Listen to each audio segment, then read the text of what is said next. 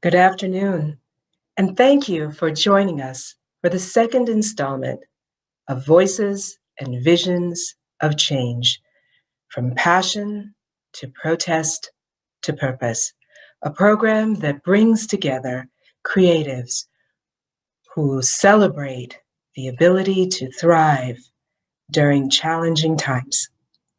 This program is presented by the Friends-Stewards of the African American Museum and Library at Oakland. I am Karen Roy, a board member and your moderator for this afternoon's program. The second part of this powerful series continues to shine a light on the unique gifts forged from the human spirit, gathered and carried by the ancestors to be experienced together. Using the power of creative expression, today's guests share their strength, courage, faith, hope, commitment, and wisdom. Our program includes the soulful music of our ancestors, a virtual tour of the African American Museum and Library at Oakland, inspiring presentations, and a moderated panel discussion that promises to affirm our feelings and inspire our thoughts. Before we begin this exciting program, all visitors will be muted to ensure smooth transitions through the presentations. Should you have a question or wish to share your thoughts, please feel free to submit them using the Q&A feature, which will be monitored throughout the symposium. Our program begins with our first featured guest, Miss Bentley Blaylark, a senior at the Oakland School of the Arts, where she studies vocal music. Miss Blaylark is currently part of the award-winning a cappella group, the Vocal Rush. Vocal Rush has allowed her to travel and study with professional vocalists, gaining both experience and skill in vocal technique. Ms. Blaylark has performed at well-known stages like the historic Fox Theatre and the Oakland Scottish Rite Centre, just to name a few. Although she is dedicated to the study of vocal music, she is expanding her talented reach into acting. Ms. Blaylark is currently applying to Spelman, UCLA, and USC for their dramatic arts programs, and I have no doubt she will have her pick of any school she chooses to attend. Here to perform the Black National Anthem, Lift Every Voice and Sing, written by James Weldon Johnson. Please welcome Miss Bentley Blaylark. Lift every voice and sing till earth and heaven ring. Ring with the harmony of liberty. Let our rejoicing rise high as the listening skies. Let it resound loud as the rolling sea. Sing a song full of the faith that the dark past has taught us. Sing a song full of the hope that the present has brought us. Facing the rising sun of our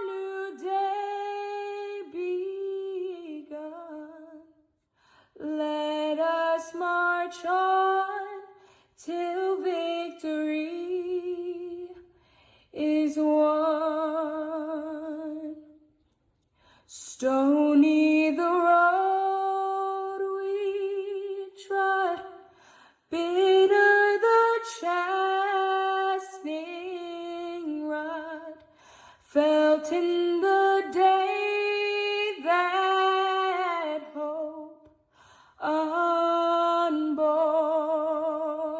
had died, yet with the steady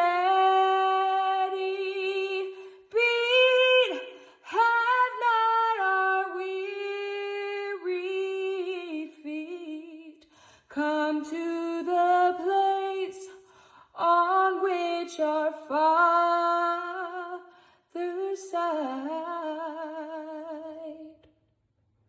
We have come over a way with that tears have been watered. We have come treading our path through the blood of the slaughtered,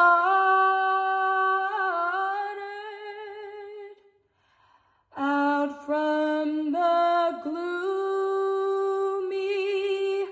past, till now we stand at last, where the white gleam of our star is cast.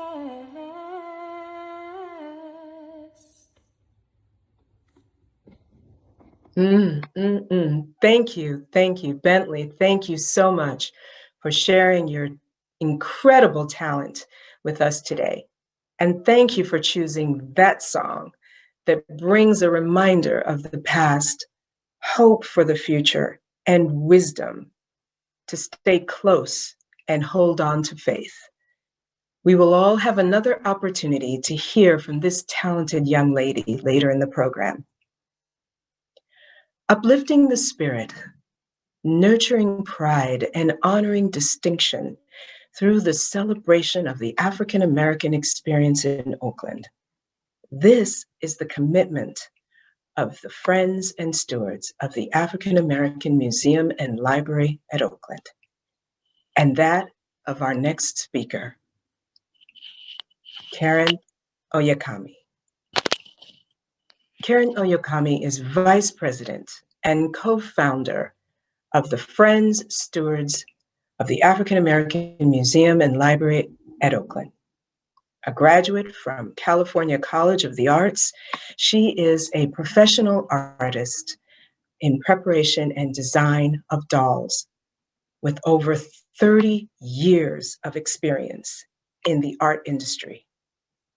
Her love of art started at an early age when her mother gave her a writing tablet and she filled it with drawings from her vivid imagination. And she did this at the tender age of 3 years old. In 1983, she founded Kissing Cousins Dolls, a nationally recognized company specializing in handcrafted limited edition dolls that lovingly represent all the beautiful hues of people everywhere. Her art has been exhibited on both coasts. Dedicated to uplifting the Black community through art as a path to healing, she currently teaches doll making and crafts to seniors through lifelong medical program.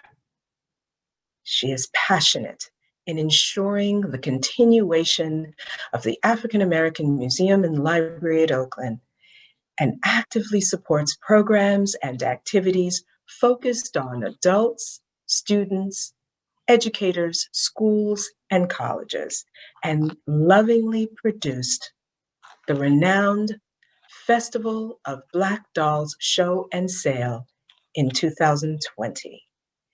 Please welcome Vice President and co-founder, Karen Oyakami. Thank you, Karen Roy, for that beautiful introduction.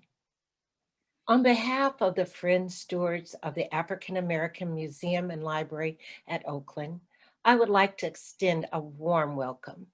The Friends-Stewards of AAMLO is a 501c3 organization established in 2018. We are a member-based nonprofit organization whose mission and purpose is to partner with AAMLO to provide community awareness, education, and research opportunities to preserve, interpret, and share the historical and cultural experiences of African Americans in Oakland, California, and the nation for future and present generations.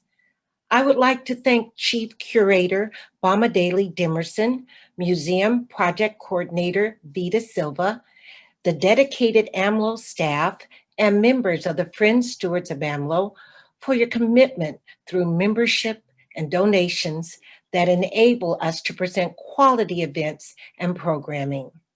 I would also like to take the opportunity to thank the co-founders of the Friends-Stewards of AAMLO for your dedication, integrity, hard work, stewardship, and continued support to uplift AAMLO as an important and viable African American research institution in the city of Oakland.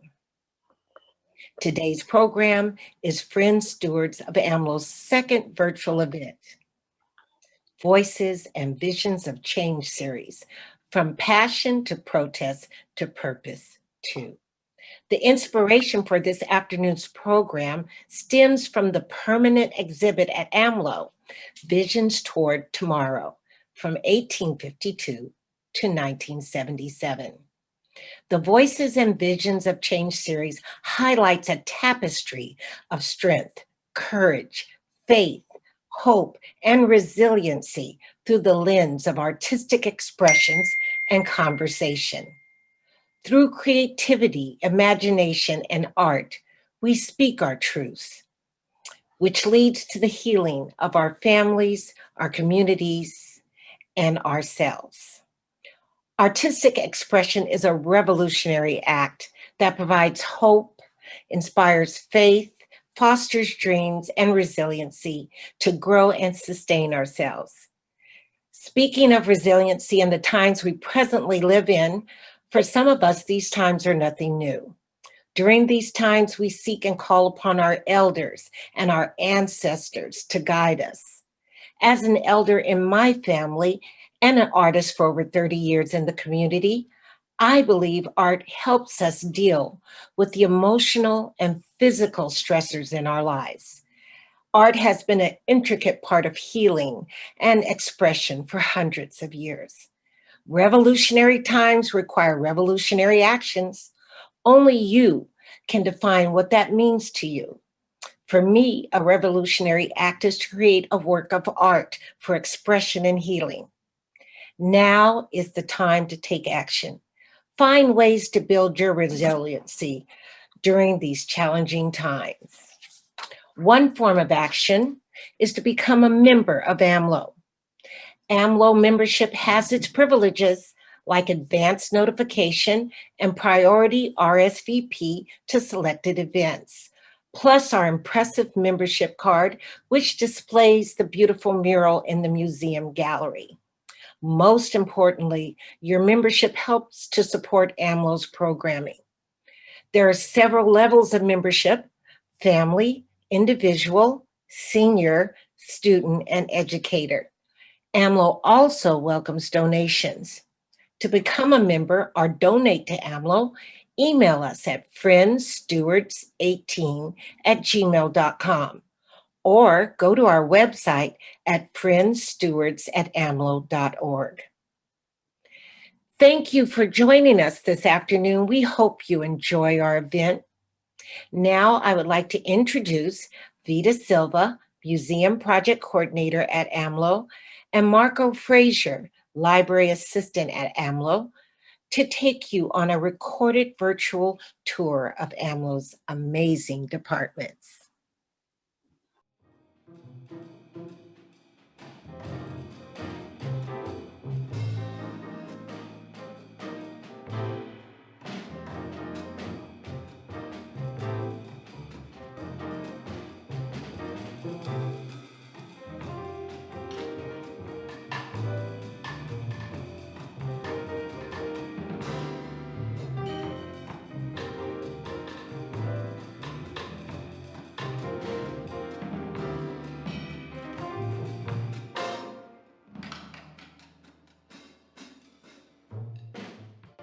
Hello, everyone. Welcome to the African American Museum and Library in the beautiful city of Oakland, California. I'm Vita Silva, the museum project coordinator, and we have a very extraordinary event for you today. However, before we get to that event, I'd like to tell you a little bit about this institution. We are located at 659 14th Street, Oakland, California, and we are a research institution for African American history and culture. We have 4 departments here. We have a reference library, we have an archives department, we have a museum gallery, and a seed lending library. So when you're in the city, please feel free to drop by and visit us. Now, today's event that the Friends and Stewards of the African American Museum and Library are presenting to you, Voices and Visions of Change. And I guarantee that you're going to totally enjoy it. Now, getting back to AAMLO. AAMLO, we actually opened up in 2002. Before we opened, this building was actually the Charles Green Library. Now, Charles Green was the head librarian for the city of Oakland in the 1900s, and he is instrumental in making this the main library.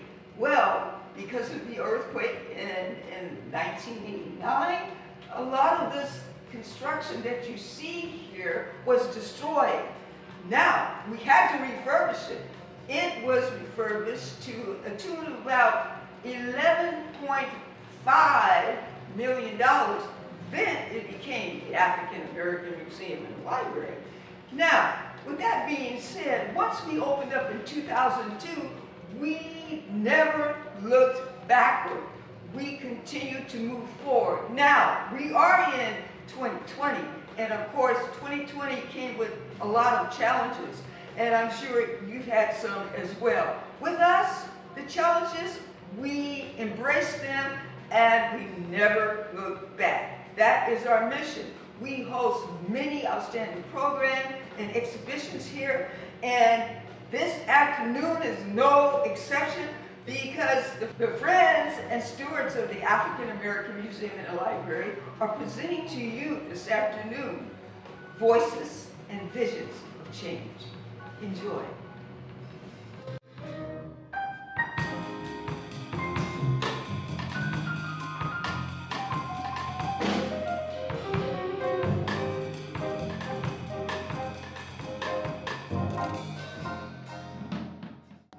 Now, we're upstairs in our beautiful museum gallery. I'm standing in front of our current exhibition, Odin Nwata, the man, the artist. Born and raised in Oakland, not only was he an artist, he was an educator. And we are so proud to be able to bring to you his collection because he died way too soon. So when you're in this area, keep in mind, there's a lot of wonderful things that you can see here.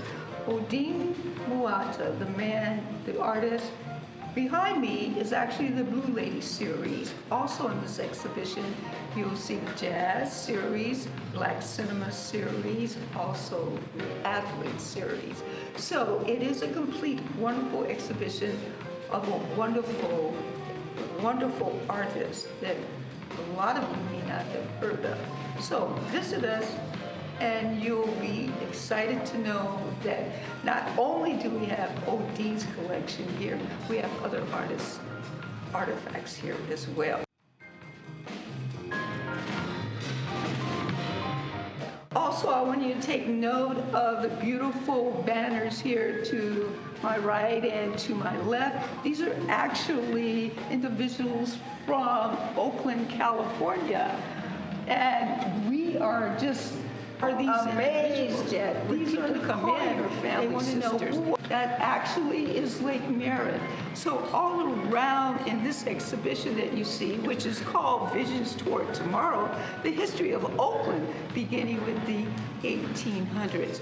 You can view all of this beautiful gallery space anytime that you visit once we open. Thank you so much. Enjoy your day. Greetings and welcome to the African American Museum and Library. My name is Marco Frazier, Library Assistant, and I will be your tour guide for today. Today, the African American Museum and Library has 4 departments. You're looking at a picture of our first department here, which is our newest department. This is a seed lending library. So this department actually started out in our hallway in the card catalog. So we had a wooden box, one of the old school card catalogs that we used to search for the cards to search for books. That served as our actual seed lending library until the idea to expand it by our museum project coordinator Vita Silva, and this is now what our seed lending library looks like. So we have dozens and dozens of different seeds that people come in and they can check them out, take them home, create their own garden. You're now in our archives department. The archives department is different from the reference library in that everything that you're going to see here is one of a kind. Everything is original. With our archives, we don't take copies of anything. We have over 160 collections here that document African American history. Some of those collections that we have here, I'll show you some pictures of in a moment. But we also have in those collections things such as the Black Panther newspapers. We have those. We have different entrepreneurs, African American educators, and people come from throughout the country to actually view those collections that we actually have here. Many of our collections have now been digitized and our photos have been digitized. So we have over 160 collections. In those collections, we have over 70,000 photos. Many of those collections you can see online. You can go onto our Online Archive of California page to do research there, or our Calisphere page, which houses many of our photos as well. These are some photos from our archival collection. The photos that you see here are from Henry Delton Williams' collection, who was a Motown designer, who's done designs for Diana Ross and the Supremes, along with Martha Reeves and the Vandellas. You also see the Black Panther Party, which we have the Black Panther newspapers here as well, and also Ida Jackson, the first African American school teacher to teach in Oakland. The panels that you see here are from our museum mural called A Journey of Promise, done by Patricia Montgomery and Daniel Galvez. There's a total of 42 different stories on these panels. Talks about everything from slaves to the migration period, educators, politicians, and Oakland institutions. So that is just a brief overview of the departments that we have here in Oakland. We hope that one day, once the pandemic has eased, that we will get our guests back in here and you guys will be more than welcome to do an actual tour of the location. So thank you for your time and enjoy the rest of your day. Thank you so much. Thank you for that wonderful tour. And thank you, Vice President Oyakami, for that wonderful, wonderful introduction to the Friends-Stewards of the African American Museum and Library at Oakland. When the time is right, I encourage everyone to visit this amazing museum. You won't be disappointed. Now, I have the pleasure to introduce Janet Noble Maxwell, co-founder of the Friends-Stewards of the African American Museum and Library at Oakland. Ms. Noble Maxwell serves as the Community Outreach Coordinator. She is an experienced registered nurse and public health nurse who has dedicated her life to providing health, education, and resources to children and families in our community. We salute you and all healthcare professionals. Thank you, Ms. Noble Maxwell. Thank you, Karen, for that introduction. Greetings. I just want to have an opportunity to say we, the Friends and Stewards, appreciate our community members volunteering their time and talents to help implement our amazing and wonderful programs. We would like to invite additional community members to join us and volunteer your time to help develop our future community programs. We are seeking skilled professionals with experience in many areas, such as art, education, entrepreneurship, social media marketing, graphic design, STEM fields, healthcare, behavioral health, naturopathic healthcare, community and social activism. If you would like to join us, please email your biography to friends-stewards-of-AAMLO18@gmail.com or call us at 510-574-7955. We're hoping that you will join us and help us continue to create these amazing programs to uplift and inspire our communities. Thank you for joining our program today. Thank you, Ms. Noble Maxwell. Thank you so much. And now we turn our attention inward to our health and that of our families as we emerge and experience this incredible surge in the COVID-19 pandemic, knowing that people of color experience stress, exhaustion, and ill health at higher rates than other races. Self-care is not selfish, yet holistic self-care has, for many of us, taken a backseat in our daily living. Together, we will get through this challenging time, and it begins with each of us taking hold of what we can, our health and wellness. We are so fortunate today to have Dr. Vera Singleton with us. Dr. Vera Singleton is an expert in functional and holistic medicine. Dr. Singleton tailors her innovative health programs for high-performing individuals struggling with long-term health issues impacting performance and quality of life. Her area of concentrations include digestive issues, hormone imbalances, and burnout recovery, something we can all relate to right now. Dr. Singleton is an advocate for the advancement and awareness of naturopathic medicine. I practiced that one for you, Dr. Singleton. In 2018, she was appointed by Governor Brown to the board of directors for all naturopathic doctors in California to promote legislation that prioritizes access to preventive medicine as well as safety. She was awarded East Bay Express's Best Doctor of the East Bay for 2018. I am so excited to hear from Dr. Singleton. Thank you so much, Karen, for that wonderful introduction. And thank you to AAMLO for putting on this incredible event that is so timely. Today, I wanted to talk about radical health and how we can use our healthcare as a means to really change the game, to overcome the generational passage of chronic health. We often think of ourselves as being locked into our bodies, being locked into what our parents suffered with and what our culture as a whole suffers with.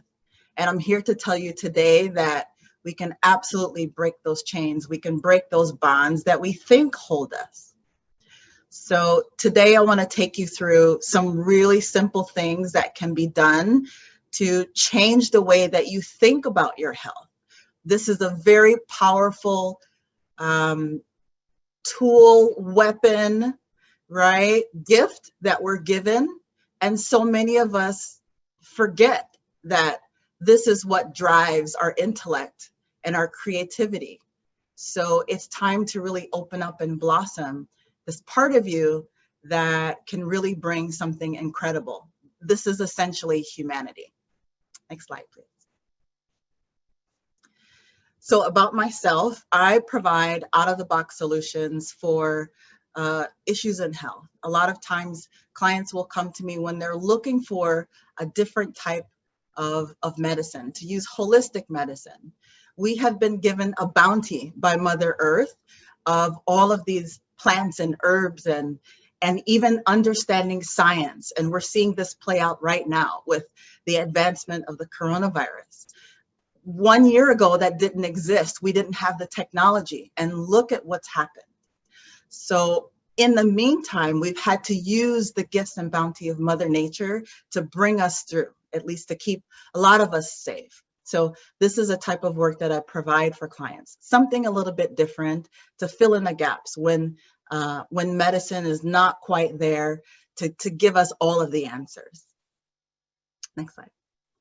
In terms of creating radical health or enlisting in radical health, we have to know what radical means, and that is to change or have an action that affects the fundamental nature of something that we're doing.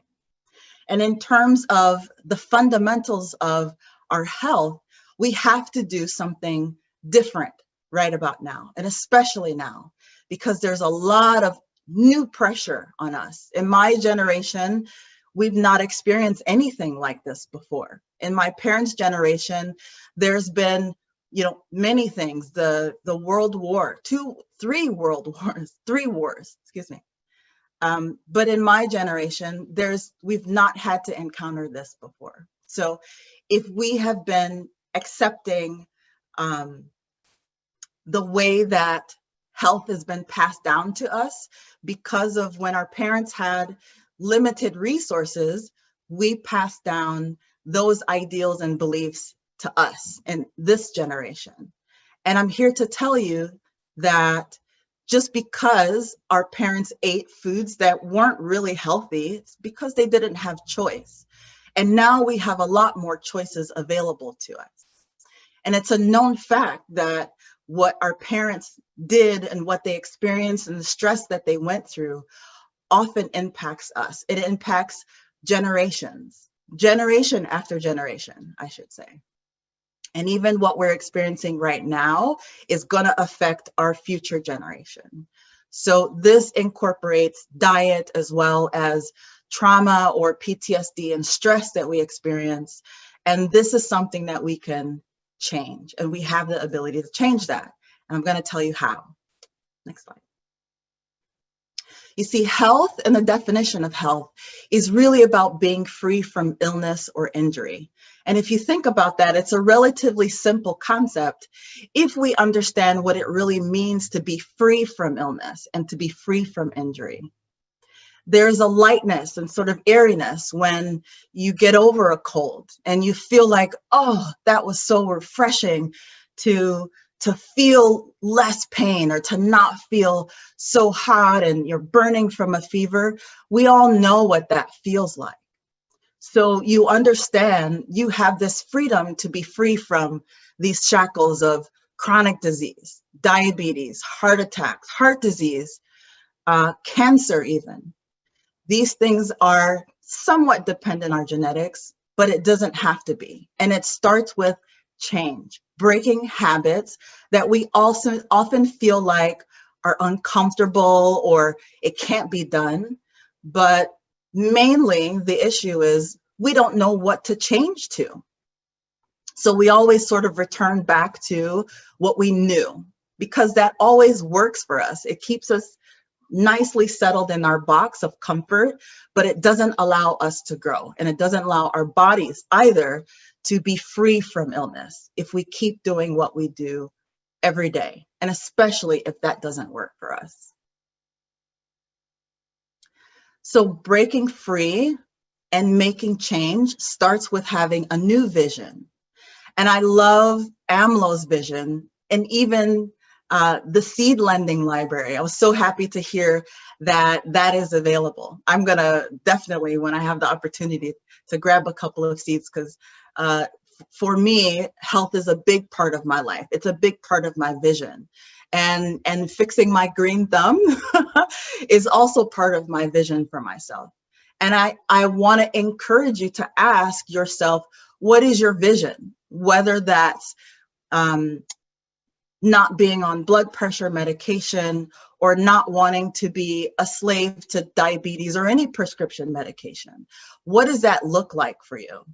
And despite what's going on around you, or what's been done, or what you've suffered with, this can change.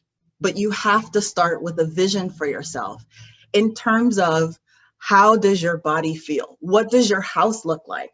What kind of groceries are you purchasing to make that change happen? You have to be willing to let go of some habits. You have to be willing to let go of some fundamental things that allow you to reach your bigger vision. For me, a bigger vision that I had early on in my career was to not eat the way that I did in my 20s. I didn't grow up and we didn't grow up with much, but my mother worked really hard to provide us with an incredible education and as much resources as she could. And we did the best that we could, but we ate McDonald's, we ate Wendy's, and now I understand that's just what you do. There's some peer pressure around that, but as an adult and moving forward, and not even the fact that I'm a physician, I'm a doctor, but realizing that I'm taking a stand for a lot of people and helping them recreate health, we have to sort of break the bonds of what we used to do, what we used to eat. When you're young, you could eat paper and still would feel good and your body would still thrive. It would find some nutrient out of that, right? But when you get older, your cells have been working hard over time and they start to break down also. So bringing forward the kind of nutrient-dense food, the kind of activities that allow your cells to really flourish, this is something that you want to pay attention to. And even if you're in your 20s now, you have the opportunity to really change the way that you eat, change the way that you look at food. Unfortunately, we don't talk about nutrition as a form of power for ourselves, empowerment. So the fact that you make a decision, and we know there's tons of documentaries around how food can be really powerful and how food can be really detrimental to our health. So it's never too late to start, and it's never too early to start also. And one of the ways that we can make change is through this concept around epigenetics. Epigenetics. What is that word? Maybe some of you have never heard of it before, but this is the idea that the environment directly impacts our health and the way that our body expresses itself. The way that we are sort of primed. Oftentimes, if there's a grandmother who is more heavy set and the mother is also heavy set, and the daughter just assumes that, well, this is my destiny, I'm going to be a big person, right? But there's a certain degree of the environment that plays into the passage down of being heavy set or carrying more weight. And this is the concept of epigenetics.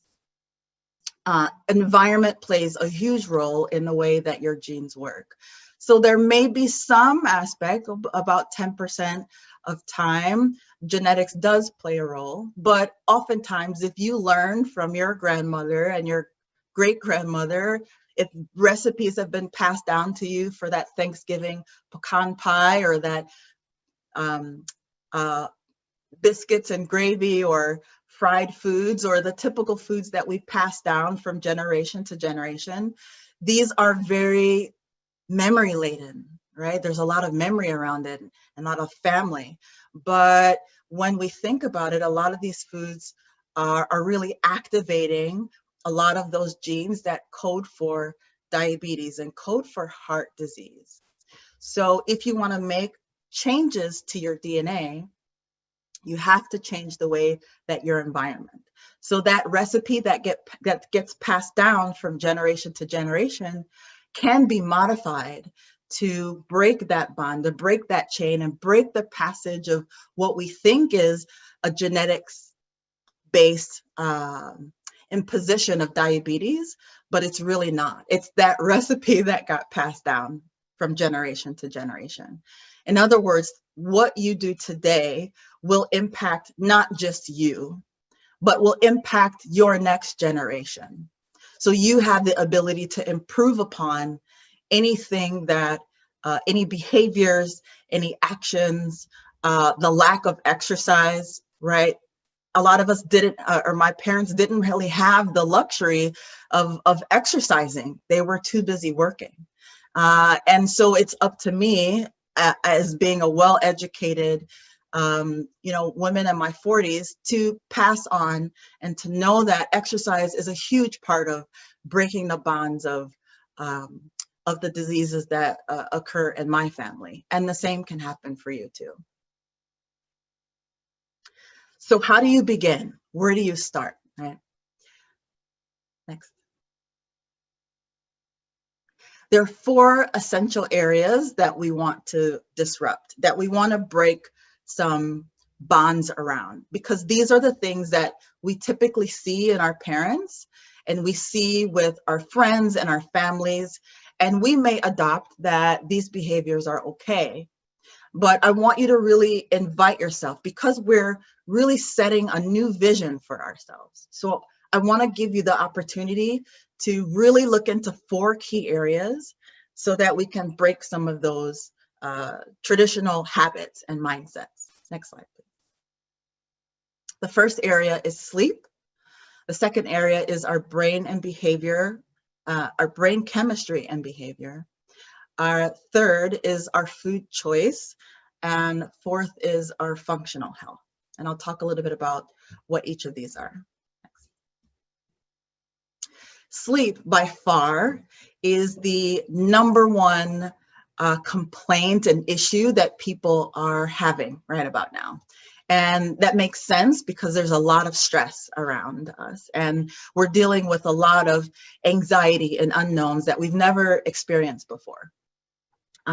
This is political, this is health, this is a lot of uncertainty, what's happening with the economics. Some of us may not have a job in a month because of the shutdowns, right? There's a lot of different pressures that have been put upon us that's completely new for a lot of us. So in terms of getting good sleep and sleep quality, you have to understand that this is affected by what you do in the daytime, the habits that you have in the daytime, whether it's the food that you consume, right? So a lot of sweets and very dense carbohydrates can be very disruptive to the body, right? And impact your sleep cycle.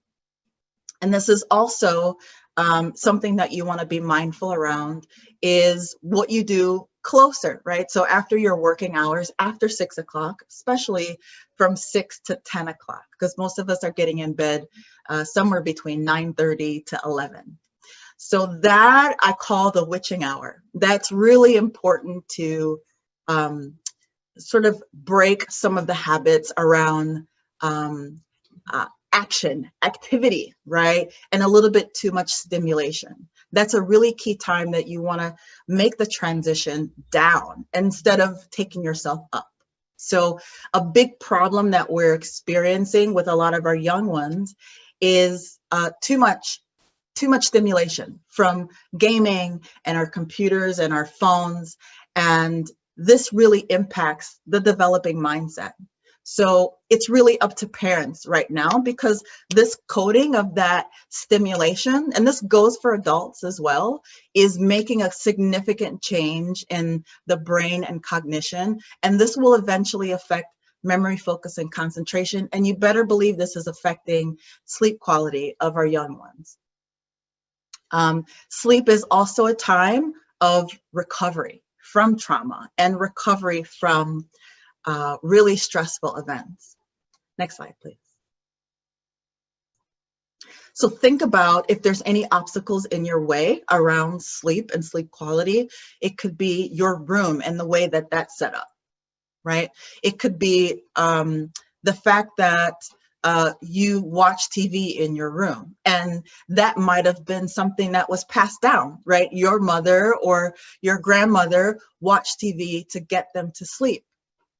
And that's one of the things that's really disruptive to our sleeping wake cycle. So that's something really easy that we can do to break that bond.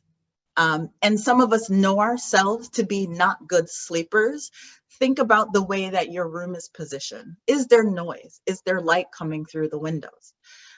Is there disruptions in your initiation of your sleeping cycle with electronics? Right? Our parents didn't have to deal with that. And also think about what you're eating and how this is impacting. If you're the type of person that saw your parents or your family members overeat really closer to bed, and oh, you saw them suffering from stomach issues and stomach pain, that's not okay. And that's not normal. Pain is always a sign of dysfunction. So think about these things, really look at what's around your sleep and sleep environment. And are there things that you saw your parents doing that you're just repeating sort of blindly? Next slide. When it comes to food, this is a really big topic, and a lot of people are really struggling with food. There's a lot of emotion and association with memories and childhood and family, community around food. So when I ask people to do something different with their diet, to have a different vision, it's often very, very difficult for people to do this, to imagine something different. So one of the things I'll introduce to you is breaking this sort of this intention and belief that we have to have animal protein. And I'm picking on animal protein in particular because it has been shown to be a direct link to insulin resistance and diabetes, and of course to cardiovascular issues. And that's one of the things that plagues people of color much more than any other ethnic group. So my number one suggestion is to choose plant proteins, beans, lentils, soy. I said soy, that's right. These things are nutritious. They're anti-inflammatory. They can be supportive of really changing that passage down of diabetes and heart disease, and also decreasing your portions in half. Remember that if you're feeling symptoms after you eat, you probably shouldn't be eating it. And especially if it's at a certain time of day that you're experiencing it, think about what just happened. Was your plate too large? Did you eat too fast, right? If you saw your parents just shovel food in, likely it was because of a behavior. They probably were rushing from one job to another. But that doesn't mean that you have to repeat that same behavior of shoving the food in. Take the time, be mindful to eat, right?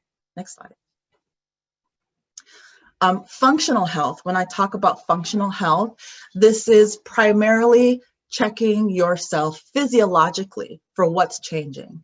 There's a big disconnect and a lot of mistrust with people of color in the medical community. And I'm not discounting it. There was a lot of trauma associated with that in our history, but there has to be some change and there has to be some disconnect so that we start catching these issues more early on, much earlier on. A lot of these issues that typically plague people of color has been passed down from generation to generation, but I'm telling you that the behavior of not getting this functional test is also been passed down. Things are a little bit different now, and we have a lot of free resources and a lot of centers that will provide a safe environment that we can get things like blood pressure checks, blood sugar, checking cholesterol, and of course our vitamin and hormone levels. And I strongly encourage starting early. It's never too early to start. Somewhere in your teenage years, and I recommend 16 because that's when we think we're grown, right about that time, right? So that's a great time to start getting engaged with our health and knowing what's on the table. I can't tell you how many women are anemic and stay anemic, and they just assume that my parents were anemic too, and I'm telling you that's not the case. You don't have to stay anemic. Again, this is about the diet that you consume and the foods that are not rich in iron. That needs to change, right? But it starts with knowing where you are. Next slide. And epigenetics, just to wrap up, is really about retraining your brain chemistry and retraining how you perceive and internalize your stresses. So a lot of times people don't know where to start. And here's a list of some possible ways and methods that we can use. So fasting and detoxing can be a really easy way to make a jump start. Take a weekend. Start on a Friday evening, and if you're the type of person who saw your parents indulge on a Friday and they just kept going through the weekend, sort of on a drinking binge, is that a behavior that you're just blindly following?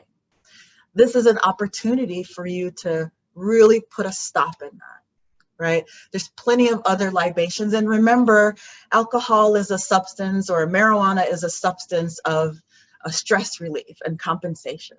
So think about the behaviors that our parents may have been going through, and we're using that substance to compensate.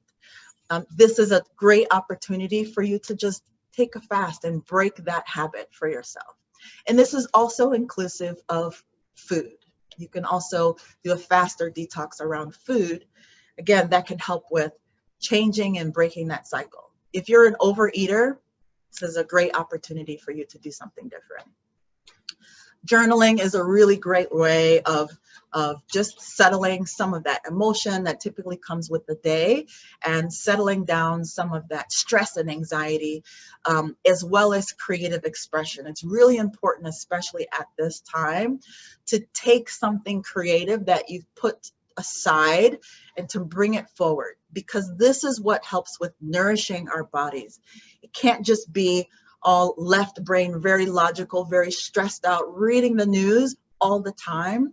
You have to choose something that is expressive for you.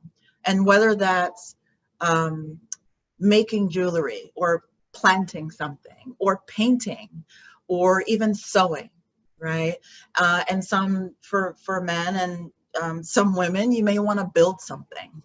So take this time to really do that. And the last comment is really about using meditation and breath work. And I'll wrap in mindfulness, because this is really a way that you can settle the mind and settle the heart. We all have heard yoga and how important that is, but taking on calming the breath, pausing.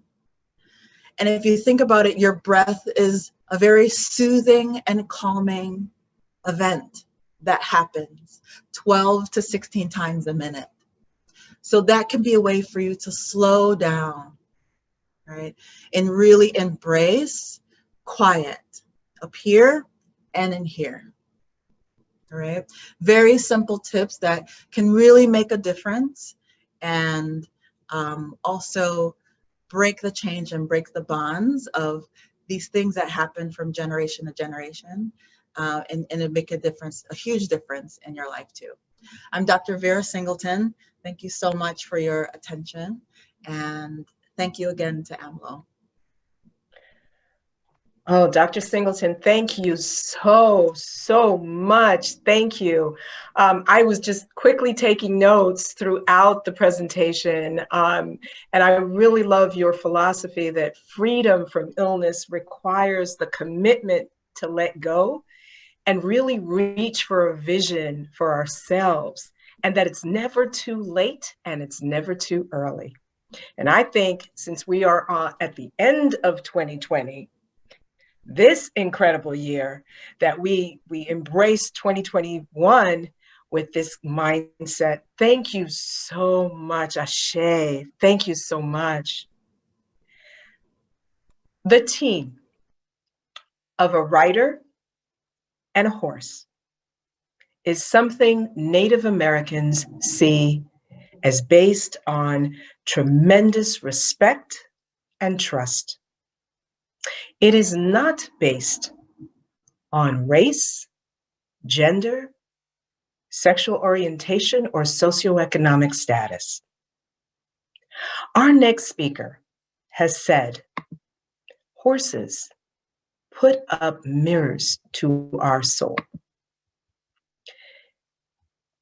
letting us view ourselves in an ever forgiving, non-judgmental way. Brianna Noble is the founder and owner of Humble, an equestrian business dedicated to expanding the accessibility of riding and horsemanship to communities historically excluded from this sport. Humble is dedicated to its mission to connect youth from underserved communities to the equestrian world through horsemanship and riding. Her vision is to change the face of the equestrian culture and inspire positive futures for young Black and Brown children through a relationship with horses. Ms. Noble garnered international attention when she rode her horse, Dapper Dan, through downtown Oakland at a Black Lives Matter protest over the death of George Floyd. The image has become a beacon of hope for so many people worldwide as peaceful protest. Riding in solidarity for social change, Brianna coined heels down, fists up, which were held by equestrian communities in the Bay Area and abroad. Ms. Noble advises each of us to dream big, work hard, believe in you. It is my great pleasure to welcome Ms. Brianna Noble.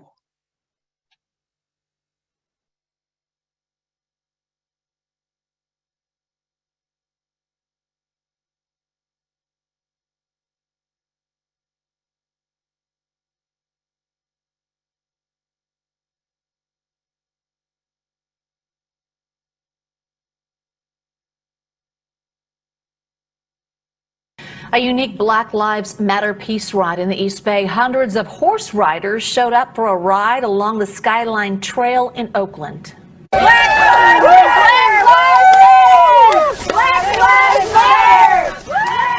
The mission, dubbed Heels Down, Fists Up, was organized by Brianna Noble, whose photo went viral during a Black Lives Matter protest on Broadway. People showed up from all over Northern California to support the diversity of the sport and to show solidarity. Among them was our very own Janice Mabry's daughter. Riders raised their fists, observed a moment of silence, and rode along the iconic Skyline Trail. Just supporting Black Lives Matter, you know. I've been riding, since I was 13, so we're going on 20 years now.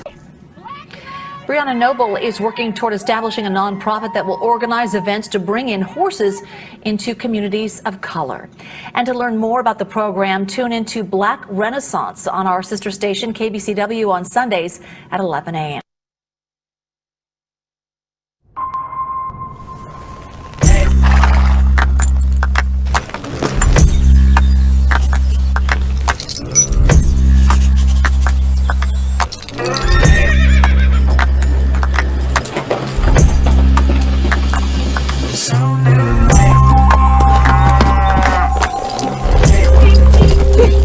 We gotta get up. Ooh, we gotta get up.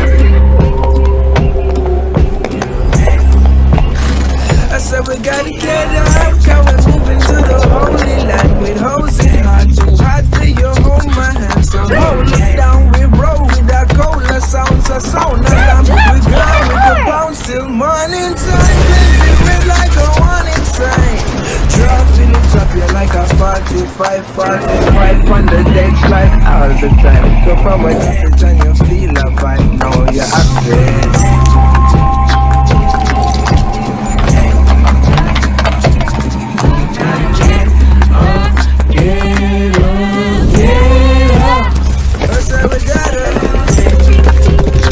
I said we gotta get up.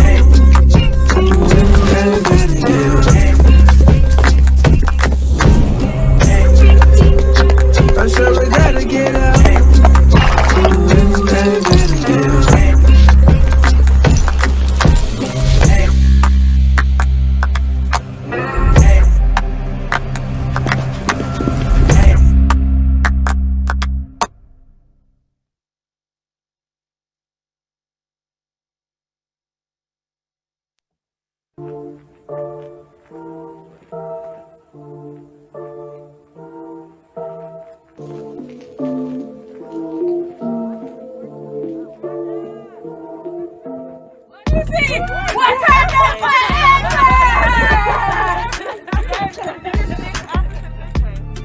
We had an assignment. It was to make a collage that represents Oakland or the Bay Area. And one of the students actually picked Miss Brianna Noble's photo of the Black Lives Matter photo. And that's a few weeks later she emailed Miss Linda and was saying that she wants to make Wakanda theme for the Sunnydale. So I was taking classes for about three-year classes at OSA before to like prep for getting into fashion. I worked on Miss Brianna's sister. I was definitely happy to see some of the stuff I did come to life. Actually, my first time working with horses, that was fun. I have rode, ponies at little events, but horses, they're like top level. Okay, cross the arms. I was excited. I was nervous at the same time. I was proud that she was wearing my clothing, something that I helped with. Yeah, I came out better than I actually imagined it.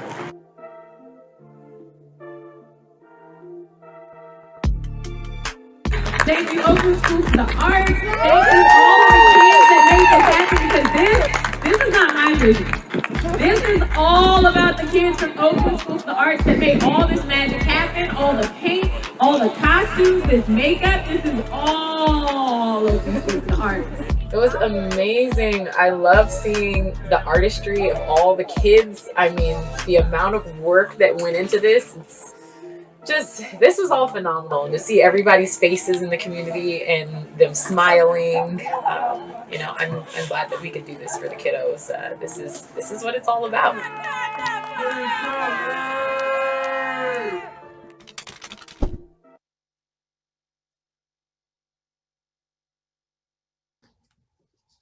Well, thank you guys so much for having me here today. I am very excited to be here and to speak with you all and be able to share the passionate work that I do.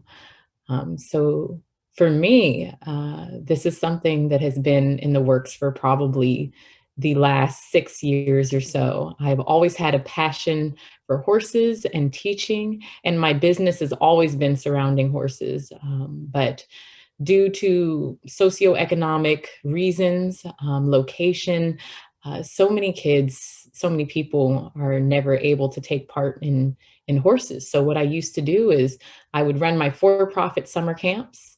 I'd train horses, do all the work that I did. And after every year ended, I'd have a little bit of money left over and I would give back to my community and invite kids into the outdoor space so that they could be influenced by the life-changing magic of horses. So that's really how Humble started for me. And then we had the protest. And so many people in our community felt so strongly about what had happened. And of course, I was one of those people. And I remember the night before the protest, sitting in bed with my husband, and I'm 25 years old and I was pissed. I'm was just so angered by the fact that here I am now as a grown woman in bed with my husband, and absolutely nothing has changed since I was 15 years old, a freshman in high school at Oakland School for the Arts, and down there yelling and screaming for Oscar Grant. In that amount of time, 10 years, we're in the same position. And I was angered by it. It seemed like no matter how loudly I screamed, no matter how deep my spoken word was, no matter what organization I could work with to try to make my voice heard and to try to make change happen within my community, nothing worked. So that night before the protest, I thought to myself, wow, if only I could be in a position of power. If only I could somehow influence my community and help change these things. So I don't have to be sitting here explaining the history behind it to my husband. And I thought, wow, well, the one place I feel powerful is on my horse's back. So in that moment, I decided that the next day, if I had the time, I would go to the protest and give people something to look at.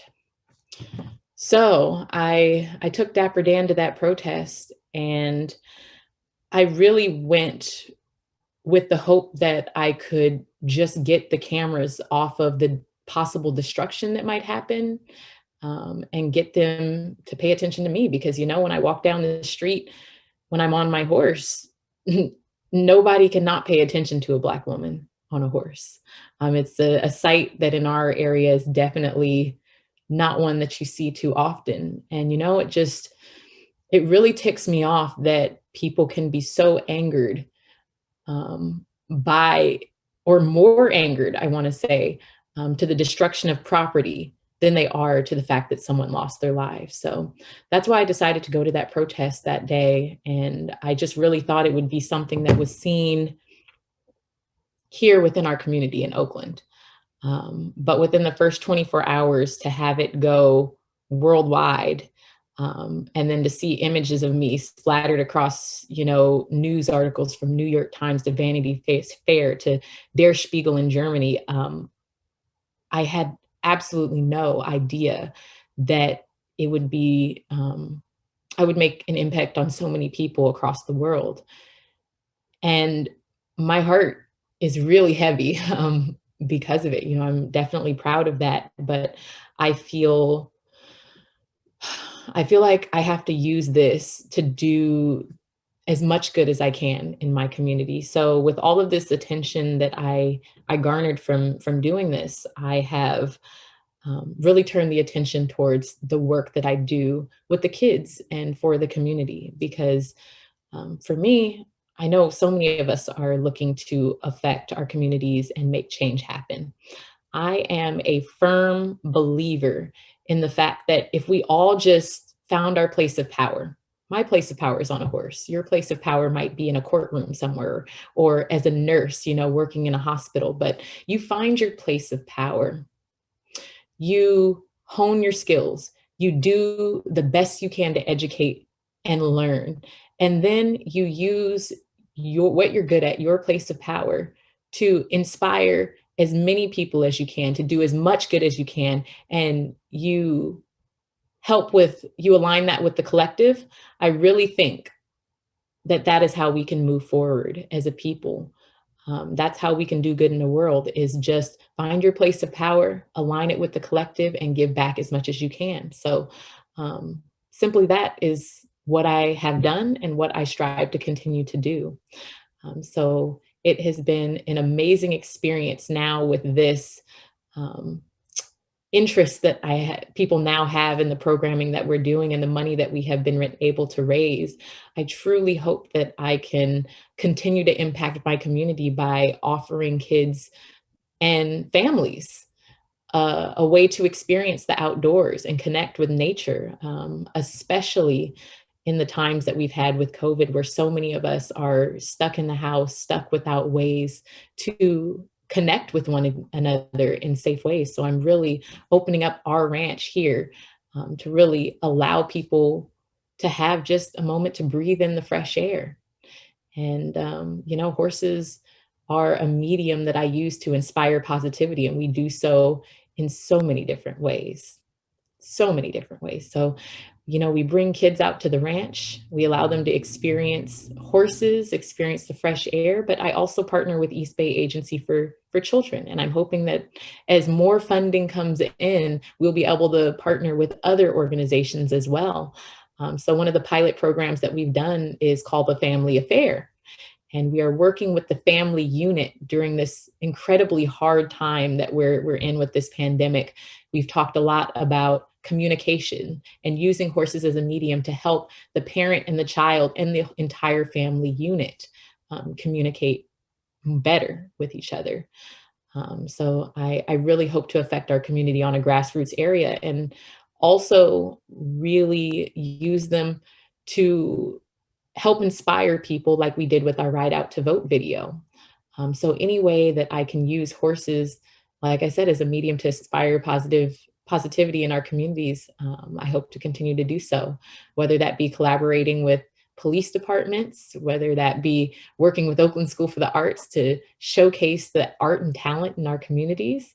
We are working to just get the horses out there and get people these experiences. And I want to thank everybody that has donated as well for taking part in allowing us to make this happen. So I hope that what I have done and the work that we continue to do can inspire those of you around me, all of us, to just, again, find your place of power. Really try to do as much as you can within that place and align it with the collective. And all of us are going to move forward if we can do that. So thank you all.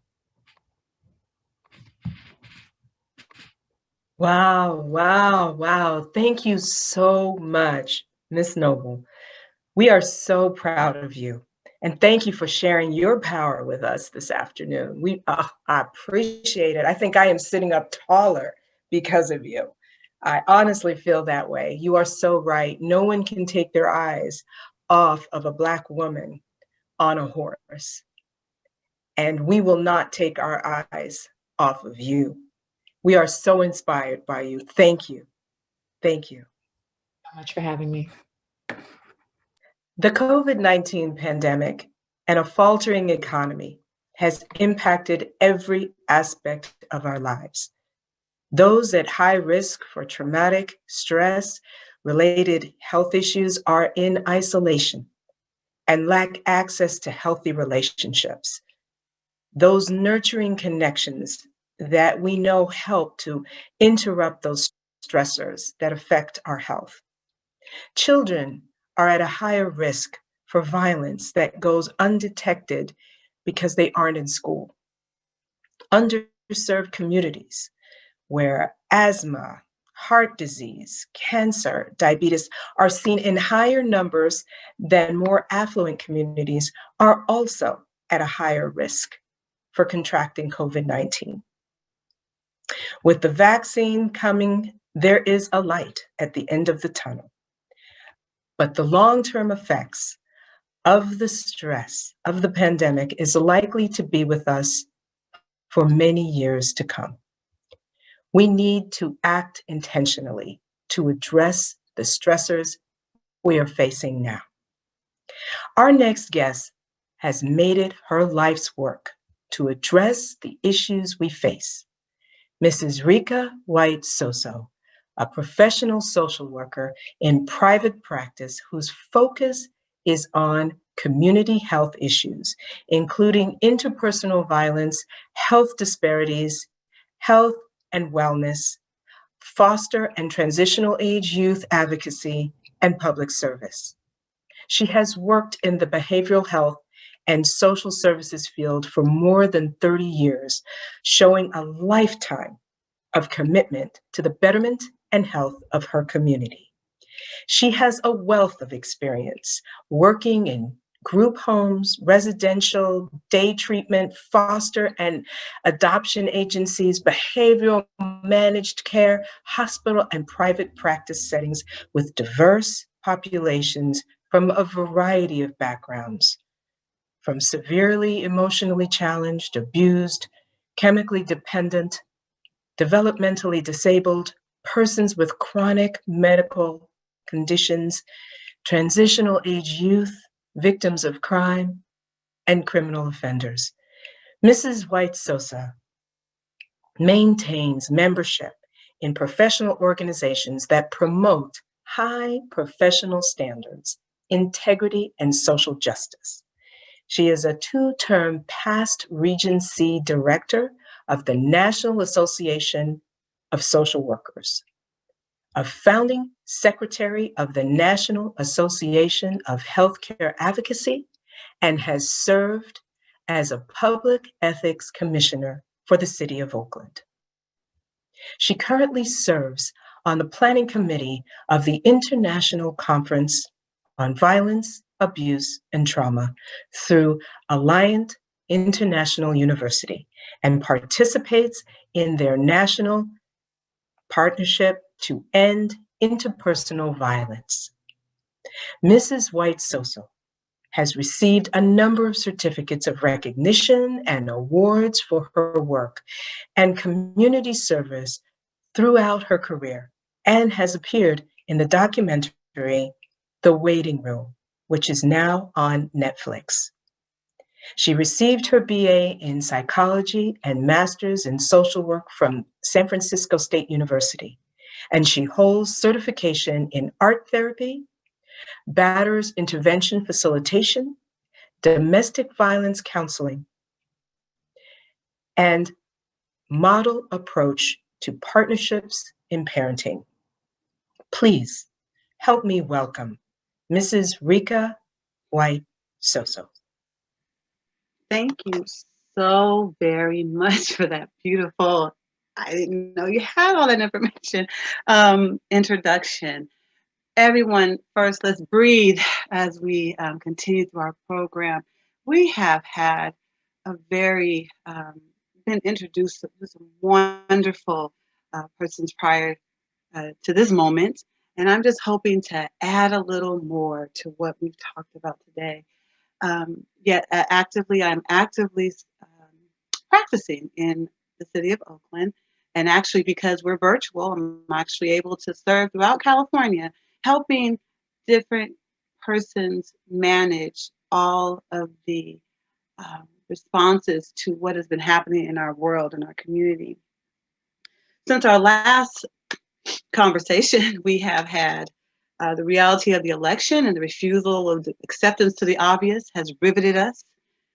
More violence has happened in our communities, and increased homicides across the nation, and more specifically right here in Oakland, where I am. We've had increased child abuse and domestic violence, increased substance abuse and job loss, extended distance learning and the difficulties that has happened and occurred with our children. And now we're in a Bay Area wide second round, almost statewide shutdown. Many of us are experiencing COVID-19 fatigue, resulting in a various amount of symptoms such as irritation, decreased quality of sleep, anxiety, depression, feelings of isolation, and the list goes on. And some of you may also be experiencing some of those things yourself. There are quite a few evidence-based interventions that can be helpful. I encourage people to, what I call, build their toolbox, their coping skills toolbox. And I actually have a symbolism of that toolbox. I show this to my clients, that they actively are working on building their coping skills. And in that box are various things that you can use. Some of them are things that we've introduced last time. We had a sister talk about yoga and meditation, speaking through murals, speaking our voice in artistic ways, and photojournalism. And today we added to our toolbox singing and music, focusing on our overall health, introduced to neuropathic remedies, holistic and natural, to break chains, as our sister said, chains of generational chronic health, through changing our diet, So basically eating to live, not living to eat, to exercise and decrease our social media and other things she shared, journaling, creative expression, practicing mindfulness. And lastly, we were just encouraged by our sister to identify your place of power, to positively impact and give to your community. These are ways that we can use to cope with some of the things that are sharing coming up for us. And I'd like to add to our toolbox something that I encourage a lot of my clients and actually my students as well. I encourage us to pivot our thinking about this time. A lot of us have really experienced feeling, I mean, we did not anticipate in March that we would be here in December in the same place. We thought maybe we'd pack our little offices up for a few weeks, maybe a month, and get back to things. But we are finding ourselves now in month 9, going into month 10, in a time that none of us have ever experienced. No other person, no other generation can say, other than some of the past pandemics, it's been a long time, but we're writing, as I said last time, a new book. There is nothing for us to pull from to say, how do we make it through this time? And we are all by the seat of our pants, kind of figuring things out. But there are resources, and we'll talk about that. I'll mention that a little bit later. There are things, though, for us to build. We're going to build what I consider, as I said again, our toolbox, symbolic toolbox, and maybe even a tool belt for things that come up in an emergency. An example of us pivoting our thoughts, our way of us pivoting is to consider embracing, maybe even starting with a gratitude journal or gratitude practice. Instead of focusing on what we can't do, where we can't go, who we can't see, let's try to change the way we see this time. What has been gained during COVID? I know we've had a number of losses of life, losses of jobs, losses of being able to go to school, losses of being able to go to your friend's house, safe and things of that nature. But what have we gained during this time? What are we grateful for? There are simple things that we can consider versus hanging on to what we don't have and what we can't do. Other than taking all the precautions that we have been encouraged to practice around the COVID-19, not one of us can control all that has wreaked havoc in our community. We've lost many. We can control, though, how we react and how we respond. We don't expect to be perfect. Adjust your expectations in the space. Give yourself permission to be okay, not to be okay. Control only what you can control. A lot of times, a lot of us like to be able to control everything. And in this time, what many of us have learned is that that is not possible. Let go of the rest of the things that we cannot control. Unplug and rest. We want to prioritize what we focus our energies on, much which may wane during this time on things that are important. We want to focus on what is important. If COVID-19 and all the other things have taught us during this time, is that we have to look at what's important. We have definitely been forced to put some priority on looking at those things. Things that promote emotional, mental, and physical safety, make them first. High inconveniences that we're so used to, those things that really don't matter, reconsider how important they truly are to the quality of life now. We got to go back to the basics while exploring other and new ways to seek relief from feelings of emotional discomfort. Have the openness to try a multiple of things. So we were introduced to, again, between this conversation and last conversation, yoga and meditation and movement and poetry and photojournalism, all those different things. Try different things. Be open to find what things work for you that go into your toolbox. We encourage you to really look for what works for you. There is no clean, full set prescription about what coping skills to put in your toolbox to decrease your levels of anxiety, depression, and other mental health challenges that have arisen, increased, or become more challenging to manage during this time. I want you to take the time to kind of use, as our sister said earlier, mindfulness and exercise. That's one of the exercise is one of the main things we talk about. Diet and exercise. If you change those two things, moving your body and changing the fuel you put into your body, that can be a world of difference for you. Opening some windows in your house and getting out, maybe even getting some air, even with our mask on, being safe, but we still need to get out and do those things. Our MC shared earlier that self-care is important, and that's what I'm talking about now. It's also not selfish to set time aside for yourself.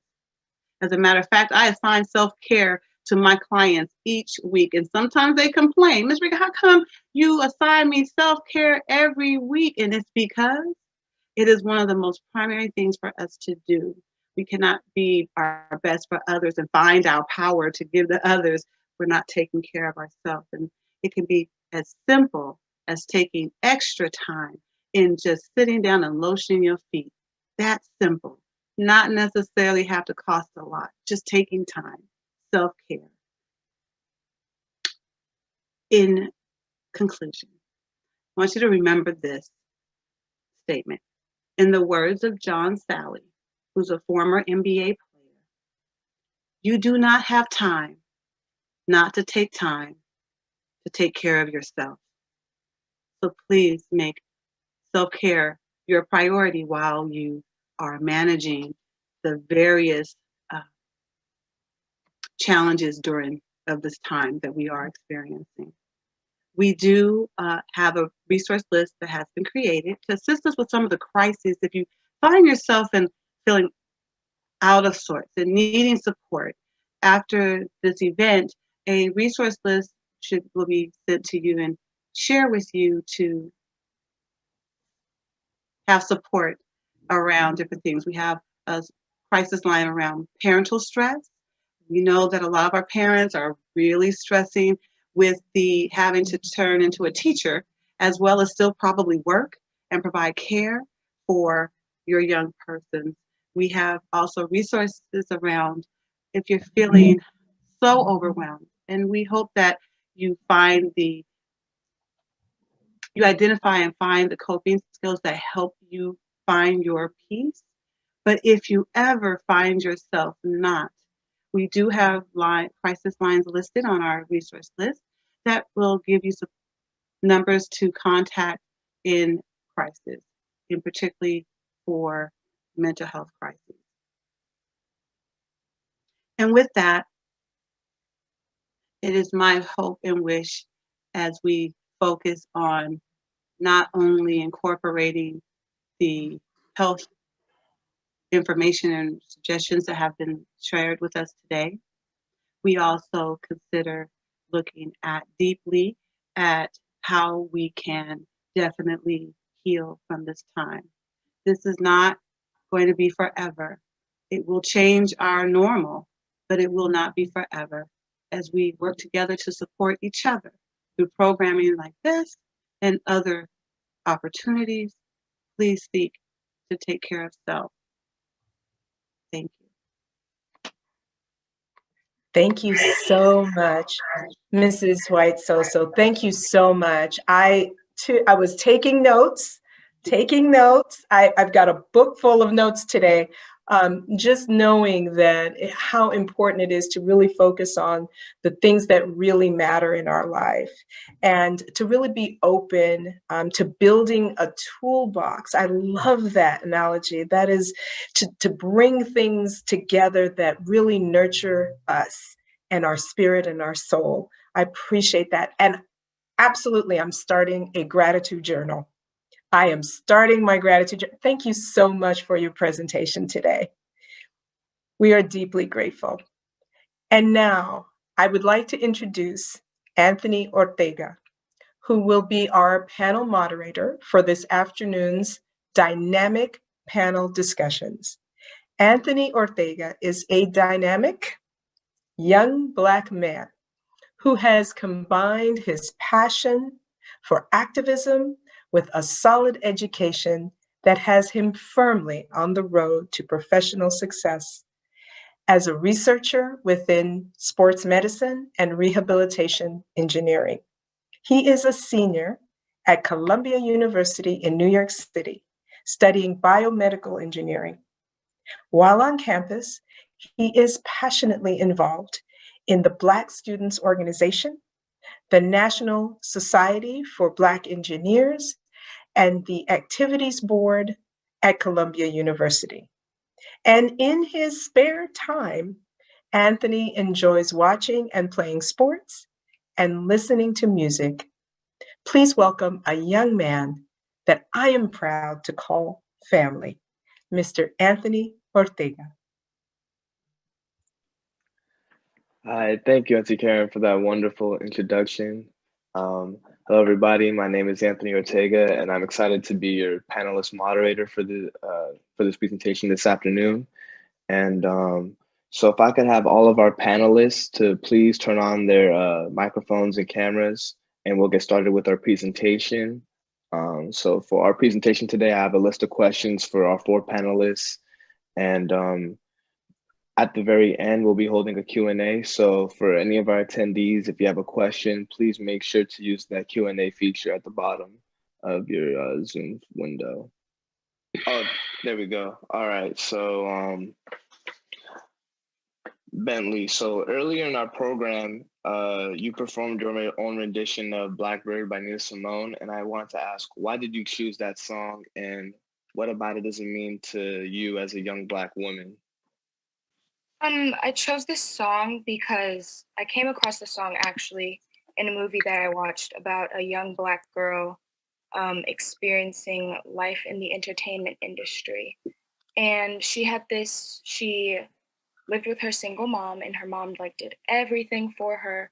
She tried her hardest and her best to make her daughter happy, but also get her out there and get every opportunity that she could to make her daughter shine. And at the end of the movie, she sang that song, and she just started crying because she was just so grateful for this deep connection that she had with her mom. And I relate to it because me and my mom are glue. My mom has gotten me into every activity that I could to make me the best singer and actress I could be, helping me gain opportunities that I could have never imagined that I've gotten, but without her, it wouldn't be possible.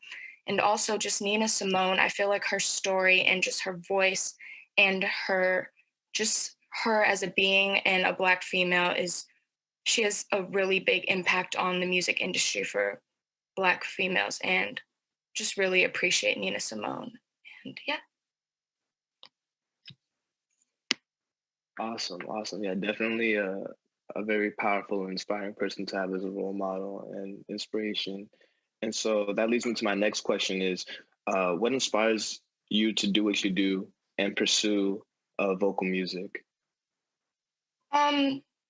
I really enjoy I really get inspired how art can evoke emotion. It can make people cry, it could make people smile. Just knowing that you could impact someone by the words that come out of your mouth or the performance that you perform, or just your voice can make someone feel a certain way, just really inspires me to keep just doing my art and continuously just perfecting it. Wonderful. Yeah, I definitely can relate. Music is definitely something powerful. I listen to music every day myself. Dr. Singleton, I also want to ask you, what inspires you to do what you do? I don't have a choice.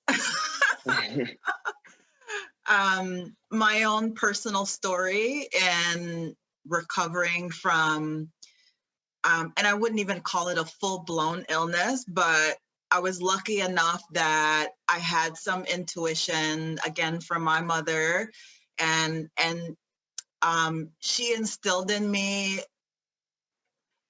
the ability to know yourself and the ability to have power and to really take risk. And I was a project manager in my previous life, and did the corporate thing, and something just broke within me, and it wasn't pleasant at all. And I had to do something different. And when I found naturopathic medicine, it just called to my soul. It was like the thing that I needed to do. And I did the most scariest thing and quit my very secure job to follow my passion. And 11, 12 years later, I'm here giving that same opening to so many people who feel like they don't have choice within our healthcare system and just need something a little bit different.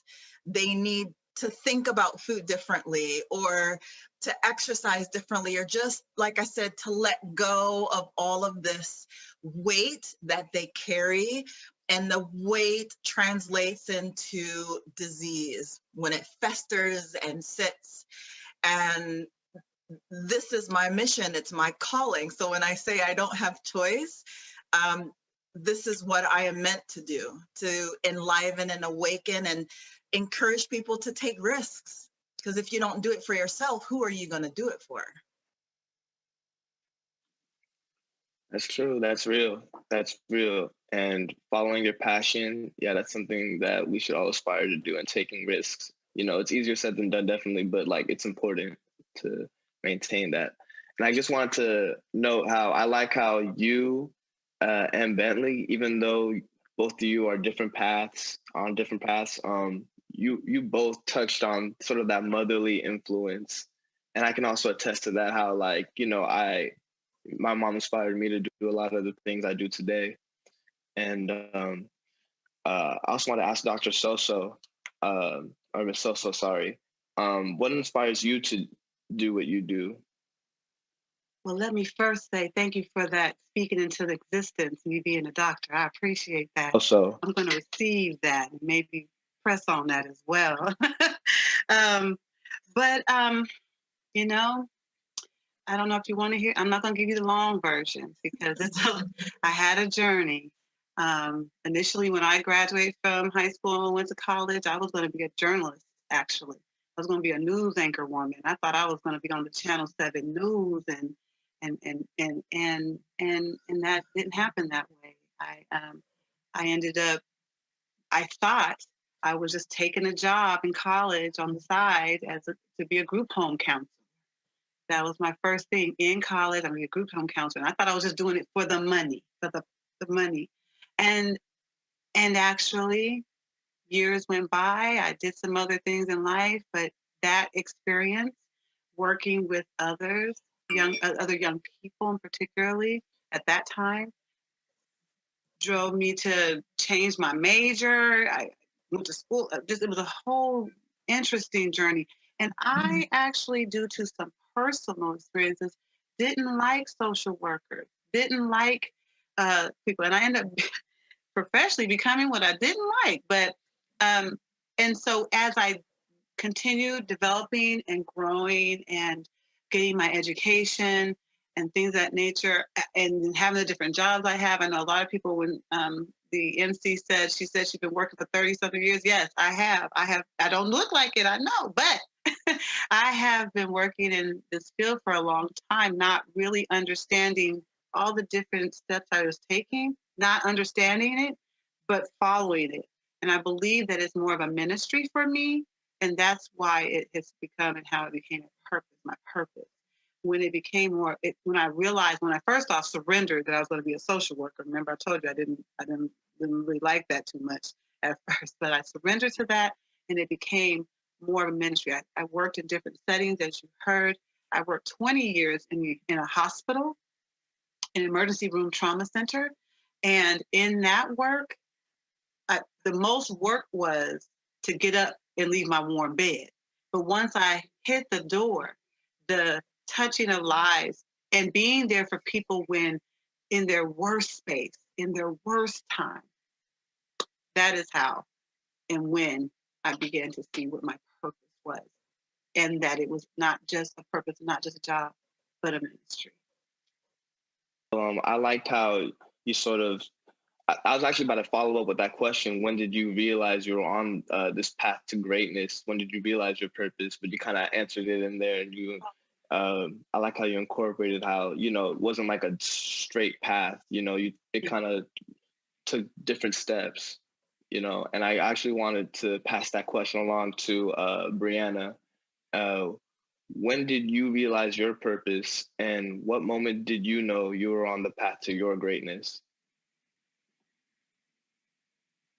You know, that's a really good question. And I believe that I'm one of the fortunate people that have known from the very beginning that this is what I'm going to do and that this is my place on this earth. That's actually a question I tend to ask a lot of people and a lot of kids as they come through our programming is, you know, what are you meant to do here on this earth? What is your special skill? What makes you feel good? Where is your happiness? Because I think as a lot of times as we all get into thinking how we can impact our community, we forget to think about ourselves and where our place of serenity and happiness is. And I think that's such a good question for all of us to ask ourselves, because if we can find our own happiness, it's so easy to share your happiness and what you're passionate about with everyone else. So for me, to fully answer your question, I knew right away from 6, 7, 8 years old, sitting on the back of a horse, that that's where I was meant to be. I'm definitely still trying to figure out the different ways that I can impact my community, but it's always going to be surrounding horses. It's always going to be using them as a medium. So I definitely encourage each and every one of you to ask that question to yourself before you even start thinking about trying to help somebody else. Awesome, awesome. I like how you really incorporated your niche, you know, your sort of equestrian passion into your community. I really appreciate that. And I also wanted to pass that question on to Dr. Singleton as well. When did you realize your purpose, and what moment did you know you were on the path to your greatness? That's a good question. Believe it or not, it was after I enrolled in medical school. And you think it would be before, because, you know, we set our sights on this intention and this thing that we want to achieve, and you just get on that path and you go. And I realized once I'd actually got into school that the kind of medicine that I was practicing resonated with my spirit. And it wasn't until I went to school in Arizona, and I really hated the desert. And but it was a moment we were learning desert herbs. And there was a moment when I looked around and I was thinking to myself, this is wasteland. There's not medicine here? But then as my instructor described to me, she was like, look around you. Every plant that you see has power. It has medicine. This is a gift from Mother Earth. And it was that moment that it really shifted within me, that despite what we feel and think that's happening around us, it's always our interpretation of how we feel either success or failure. It comes from here. And either our acceptance of our future or our present, either one will dictate how you play in your life, how life plays out for you. So it was at that time I really had to decide for myself, this medicine, as I stand here in the desert, is this for me? Right? And when I looked around me and saw all of the bounty and beauty, I knew that there was something bigger than me that I needed to be part of. So that was really a defining moment for me in a dry desert in 98 degrees. But sometimes those moments come when they're most unexpected. So I think it's important for us to really listen for those moments to happen. They're very loud and they're very intentional. It's just, do you have your megaphone ready to hear? And I was ready at that time. Awesome, awesome. I like how you were able to really pinpoint exactly, like, you know, because I feel like for most people, that sort of moment being in the desert, it'd be trivial. They wouldn't really remember it, but for you, it stood out to you. And like you said, you like had your megaphones on, you know, you were really, how can I say? Yeah, you were like listening, you know, it really spoke to you and you had it like an epiphany, you know, and so that really stuck out to me. And I appreciate you for sharing that. But I want to go back to Brianna. I also want to say, do you believe your practice, you know, as an, you know, equestrian, can be used as an act of resistance, strength, pride, and beauty, and in what way?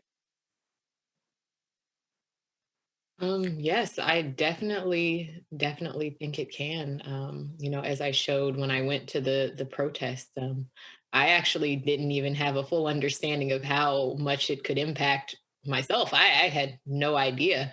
And so honestly, it's amazing me every day just how much impact it can have. And the one way I had never really thought about being able to use what I do to create positivity or to impact change was like when we worked with Oakland School for the Arts.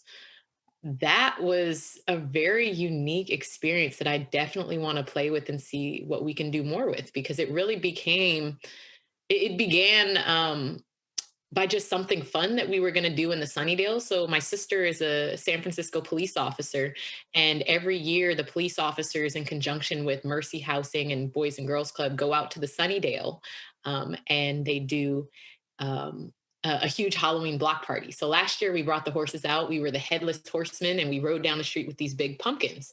And so this year the theme was Wakanda, and so I was like, well, that's really cool, but how do I dress up for Wakanda? Like, what does that mean? And so then I thought about all the creativity that I saw from these kids in our community when I went to Oakland School for the Arts, all of these talented artists. And that was one really cool thing about the school, is like, there were so many different ways that they were able to showcase the art of the community, whether that be with a billboard or, you know, on a stage, or finding a coffee shop that somebody wanted them to paint. And then I thought, wow, I can also use myself as a canvas to impact the community. So just open myself and my animals up to really be able to reflect the artistry in the community. So, you know, I'm learning so much through this whole process about just the different ways that we really can do just that.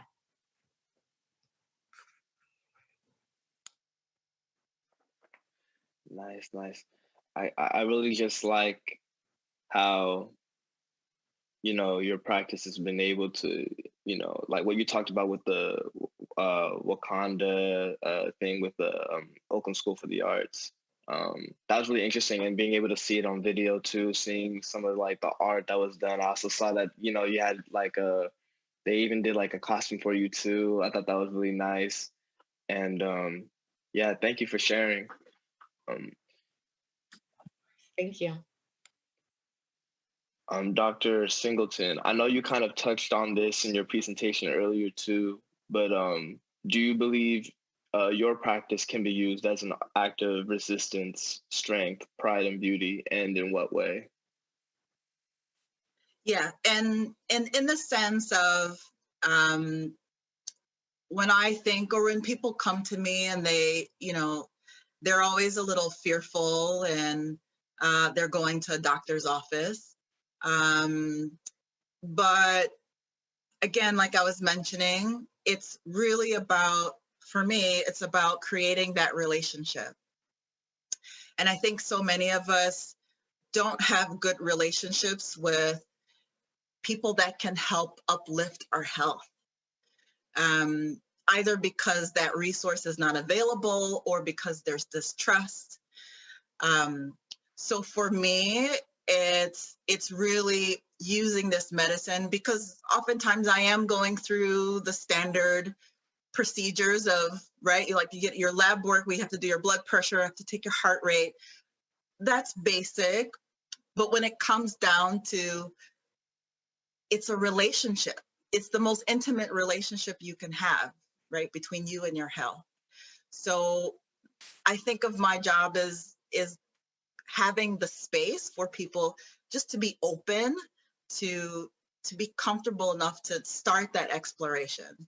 And for me, that is what sets vision. As soon as you're open to something new, or if there's a pain and you're open to wanting to question why that pain is there, you need to have some safety in that exploration. And I encourage people to find, and even if it's not your traditional doctor, there's some type of healer around you. This could be an art teacher, it could be a musician in your life, this can be therapy, this could be an herbalist that you know, Ayurvedic medicine, your acupuncturist. This could even be a family doctor, right? But it's really important to enlist people that you feel comfortable with in your community. And trust me, they're there. You may just have to do a little bit more investigation around it, but it's really important, again, to establish community.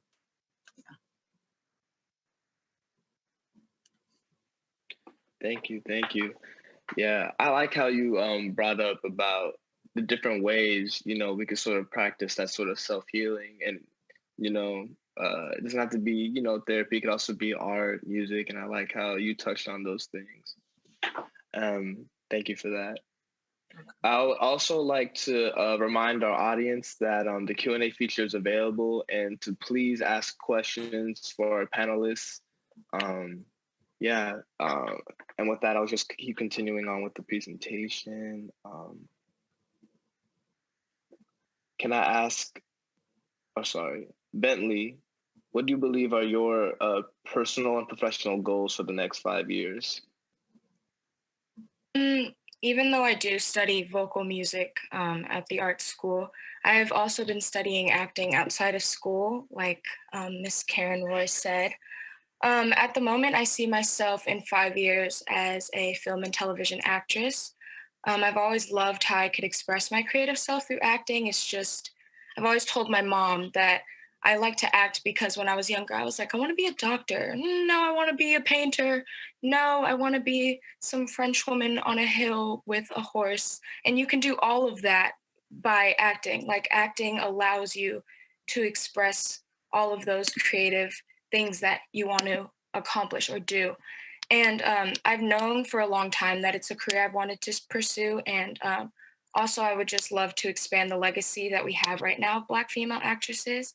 And representations are so impactful for our youth. And it would be a dream come true for me to be an inspiration for young people and young Black girls all around. So, yeah. And I hope those dreams come true for you too. Ms. Rika, I know that you've been involved in your practice for many years, but I also wanted to know, what are your personal and professional goals for the next 5 years or so? Well, according to you, I'm going to be a doctor. So I'm going to probably...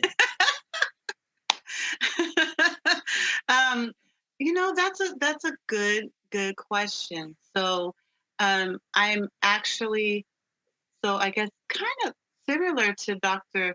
Singleton, I had an epiphany moment in working at the hospital that happened right before the pandemic. I've been working at the hospital for just over 20 years, and made some decisions that I needed to make for my own health. Sometimes working in settings can be very stressful.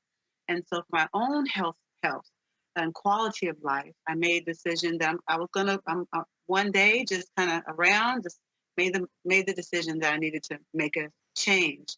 And so as I shared, I have, as you heard, I've done a lot of different work, but working at the hospital, I always had something else I was doing. So I have been working work at the hospital, but doing domestic violence, providing domestic violence classes to survivors and persons that were, for lack of a better word right now, perpetrators of domestic violence.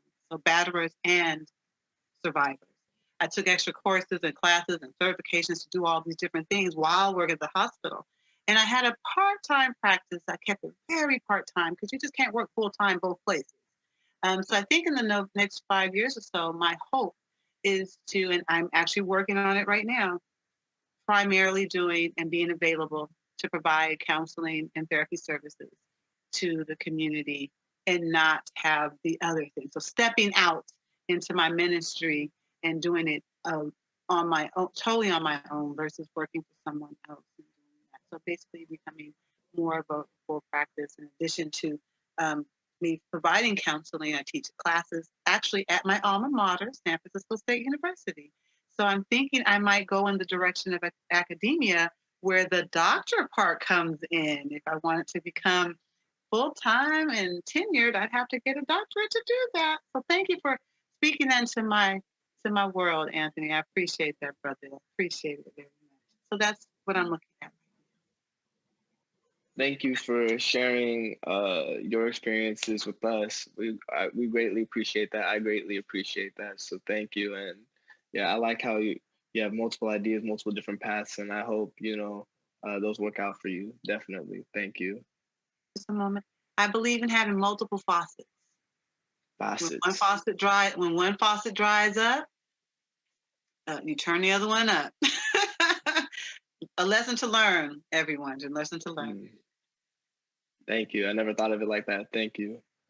Brianna, I know that you're already involved in your community and you're involved in different programs, but I want to know specifically what are your personal and professional goals for the next 5 years?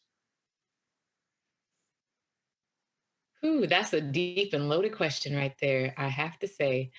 I think the easiest way for me to answer that is to just do as much as I can. Because my dreams are definitely off of this planet and into Mars, So I'm just curious to see how much I'm going to be able to get done this year, how many opportunities I'm going to be able to, really take part in, and all the different connections that I can make, and even, getting on panels like this to be able to talk and speak. I really don't know how much is attainable right now because of how quickly and how much stuff is really going on. So if I can really think about an attainable goal for myself, my goal is to just do as much and as best as I can to really try to move forward with my career as a writer, as well as move my nonprofit forward with impacting as many people in our community as we can. And I think that's a really good place to set the bar for myself, because I could probably talk to you for about 3 hours about all the things that I really want to do.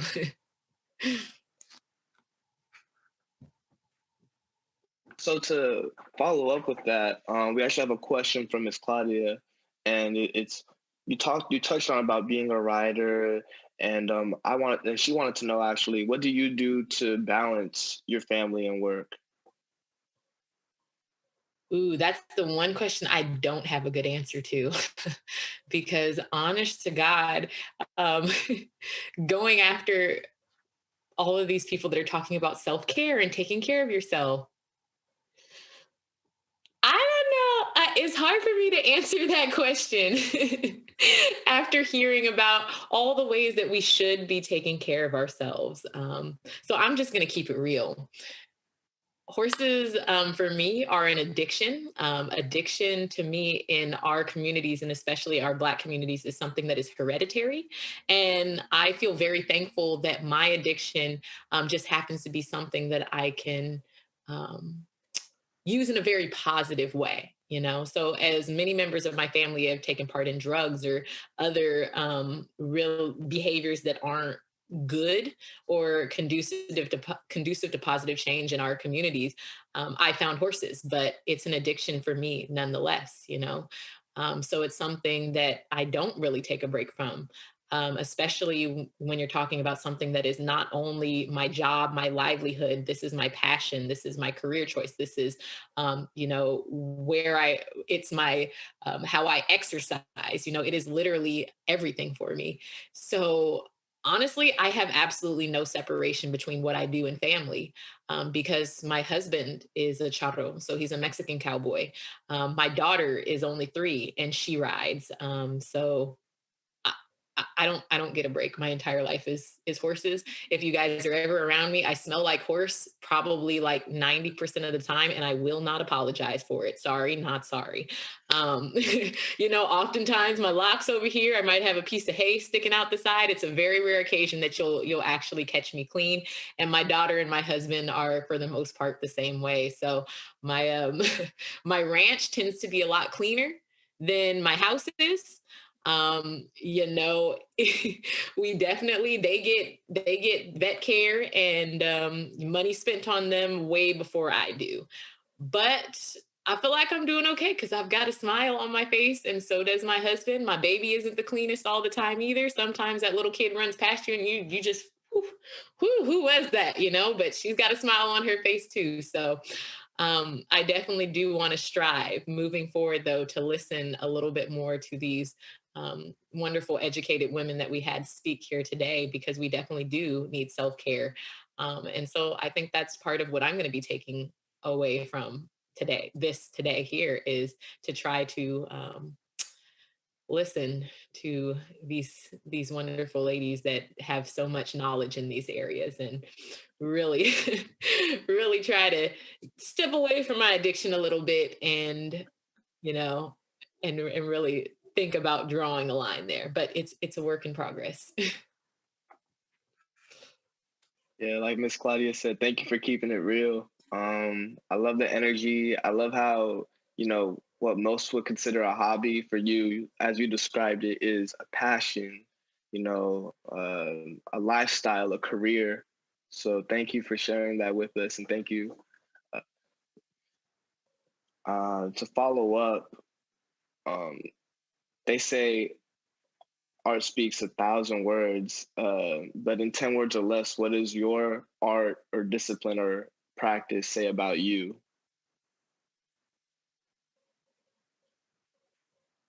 Is this for me? Oh yeah, sorry.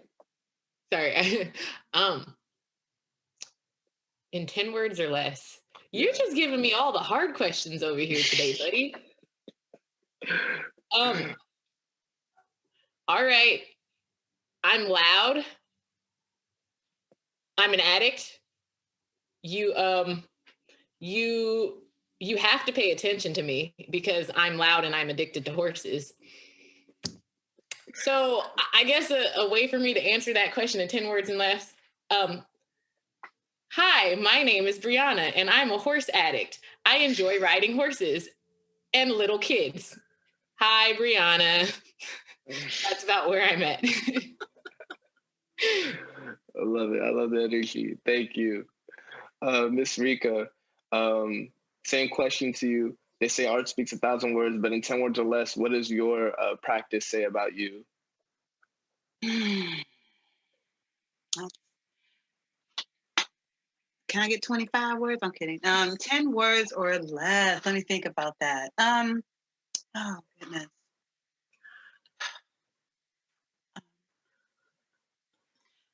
I feel so.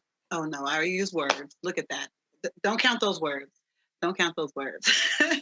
No, you're good. You're good. That is a deep question. Brianna, you're right. That was a hard question. 10 words, yes.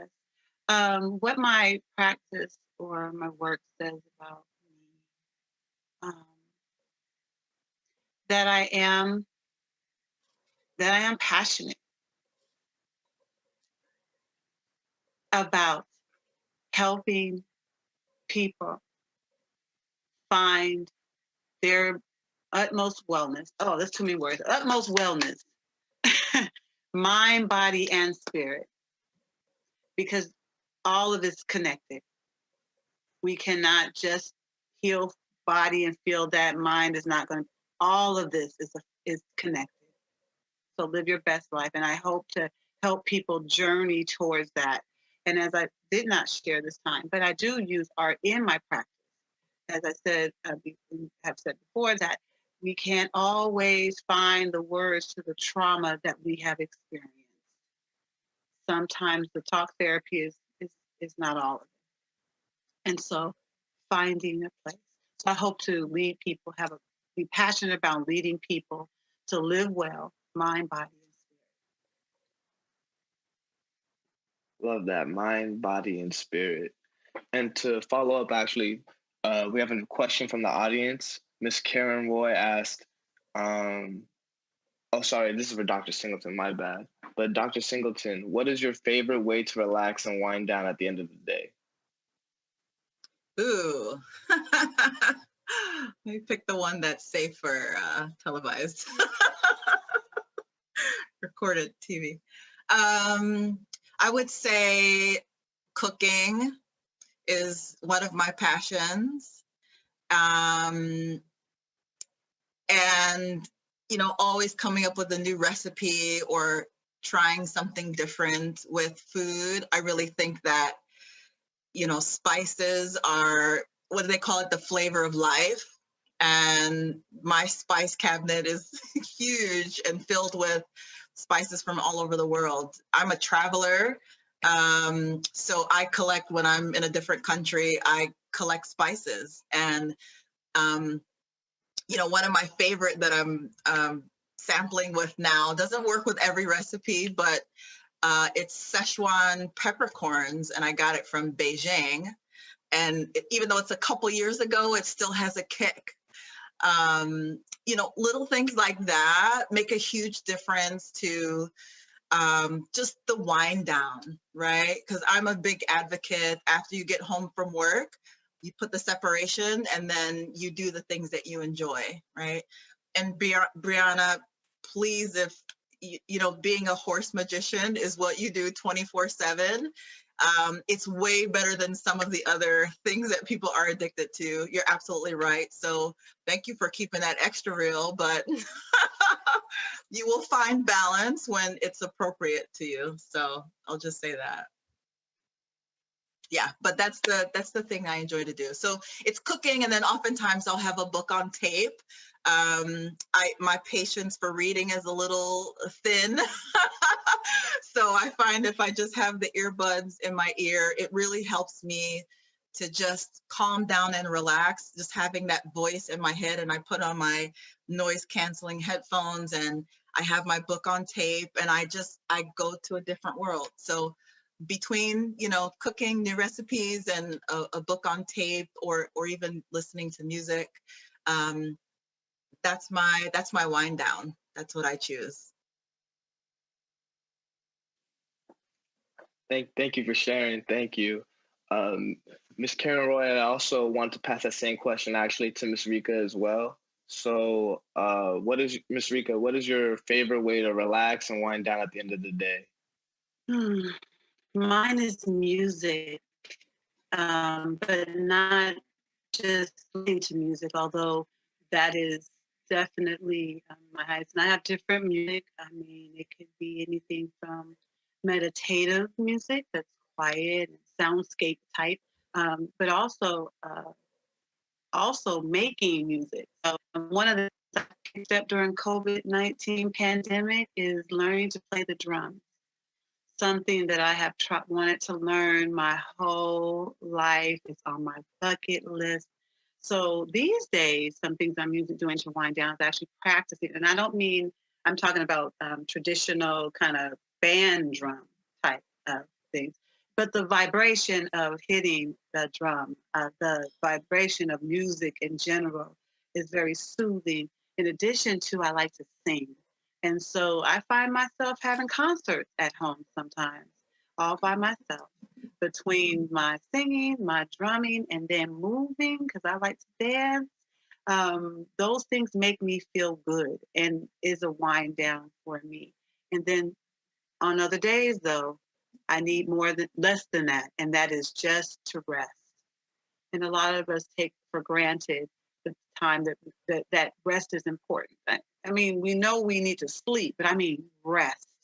And to me, there's a little difference between sleep and rest. Rest is unplugging from everything. Rest is turning off that TV, turning off your cell phone, maybe not talking to so-and-so, and just be in quiet space with self. And depending on your belief system, your God, your higher power, and just being silent. And so I have those, that continuum, I guess you would say. So that's what I do. Thank you for sharing. Yeah, I feel like music for me too, it's just the best thing to just come home, put your headphones on, have your own personal concert and rest. Definitely those. I like those answers. We actually have some questions in our Q&A. Jermaine DeLuca, I guess it's a question to everybody, to all of our panelists. Will you all stay in touch to further join your amazing gifts and get the word out to a wider audience? Yeah, let's have part 3. Woo!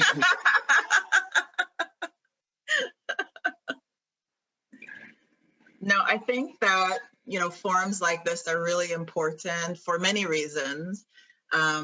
First and foremost, you get really amazing people coming together and sharing their different points of view about life and living and what that means for them, and how it really lends to, what can be an example or even an opening or opportunity for any of our folks who are join with us today. Know that anything is possible. All of us panelists happen to be women and women of color.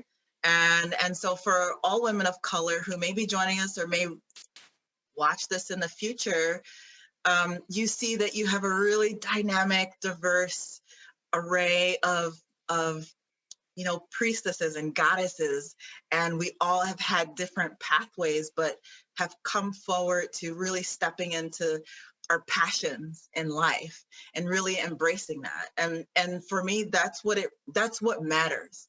No matter what's going on around you, you have to know that within yourself, if you're not fulfilling your purpose and you're not doing what makes you happy, what is it for? What is it worth?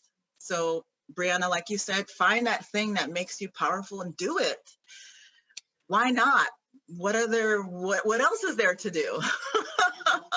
So, and any other panel that I've been on a lot of panels this year. It's one of the benefits to the pandemic is, some really amazing opportunities have come and landed in my lap, and they've all have been events of women of color, right? Really coming together to share our voices. And it's something that doesn't happen very frequently, or maybe it's just not broadcast, in real life. But if this is the medium that makes it happen, by all means, let's continue to have this kind of conversation even after the pandemic, right? Because this is powerful. Oh yes, definitely powerful, definitely powerful.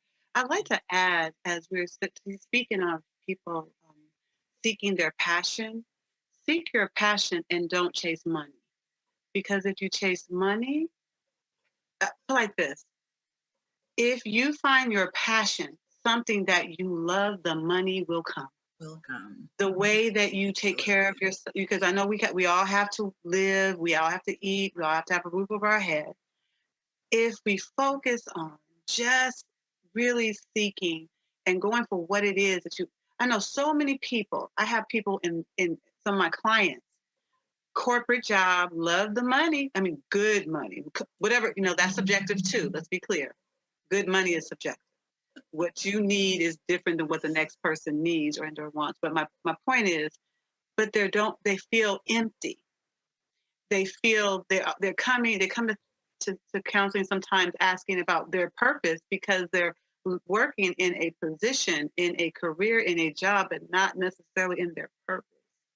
And so as some of you are at the beginning of building your careers or still completing your education, try to keep, if you don't hear nothing else from this little old lady that's here today, follow your passion, but follow what you love, and the money will come. The money will come. Thank you. Thank you both for sharing. I would also just like to remind our panelists that this will be on our website, friends-stewards.amlo.org.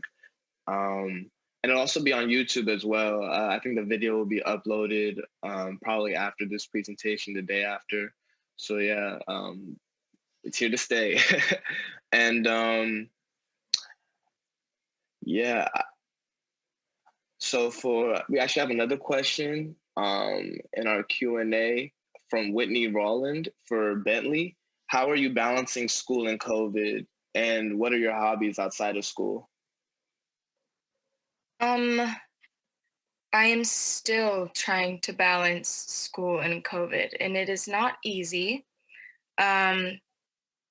It's hard because it's all online. My eyes get tired. I get headaches and stuff. Work is confusing because emails are coming through. Google Classroom emails are coming through. So it's still trying to figure out how to navigate it all. Finding the balance, though, is just remembering to take time for myself and remembering that I have to close my computer and just sit down. I meditate a lot, and I do that. I meditate, I listen to music, I just lay in my bed, I'll watch an episode of a show, just remembering that I need to take time to myself to keep myself healthy in order to provide good work for school. As far as the COVID thing, it's really hard because can't go out and see your friends as much, can't do all these sorts of things that I would normally do. And also as a kid, it's very hard to navigate because as a kid, you're supposed to just be able to go out, hang out with your friends at the park or so-and-so, la-da-da-da. But I just remember that I try to get outside, take a walk every day, walk my dogs, also getting out and breathing some fresh air. But yeah, I'm still trying to navigate it all. It's not easy at all. It's very, very difficult.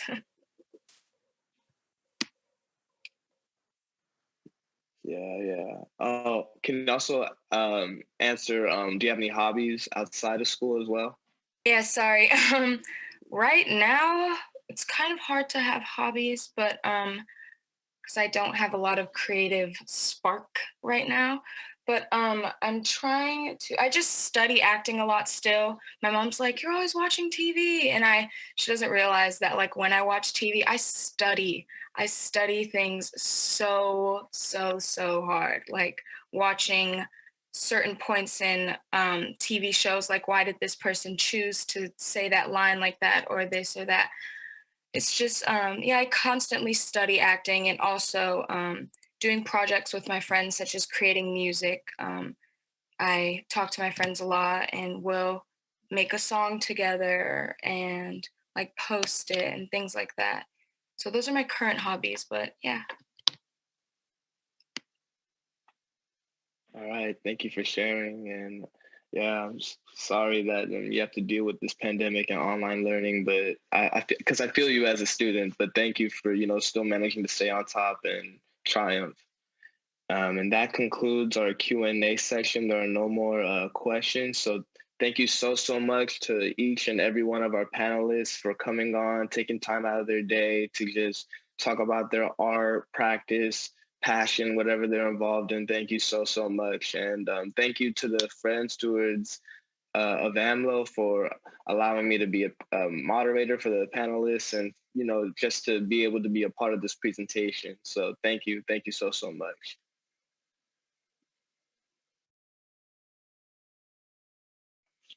To conclude our presentation, I will also call on Bentley to sing a cappella her Blackbird rendition of Nina Simone.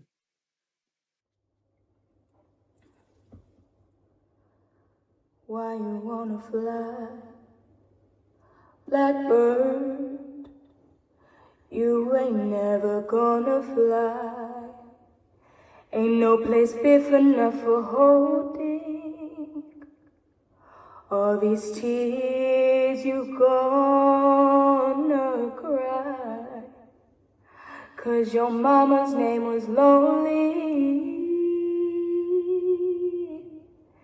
and your daddy's name was pain, and they called you Little Soul, so you'll never love again. So why you wanna fly, blackbird? You ain't never gonna fly. You ain't got no one to hold you. You ain't got no one to care. If only you understand, dear,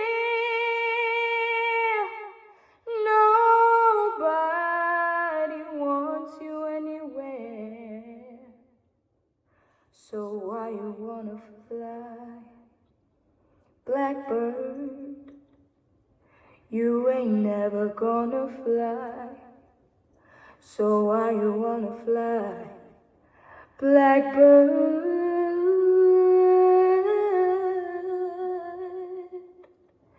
You ain't never gonna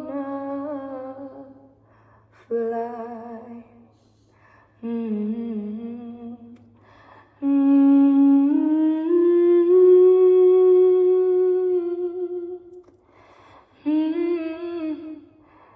Never gonna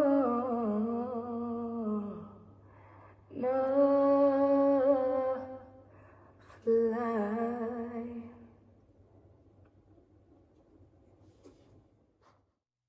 Wow. Wow. Bentley, that was truly amazing. Thank you. Thank you so much.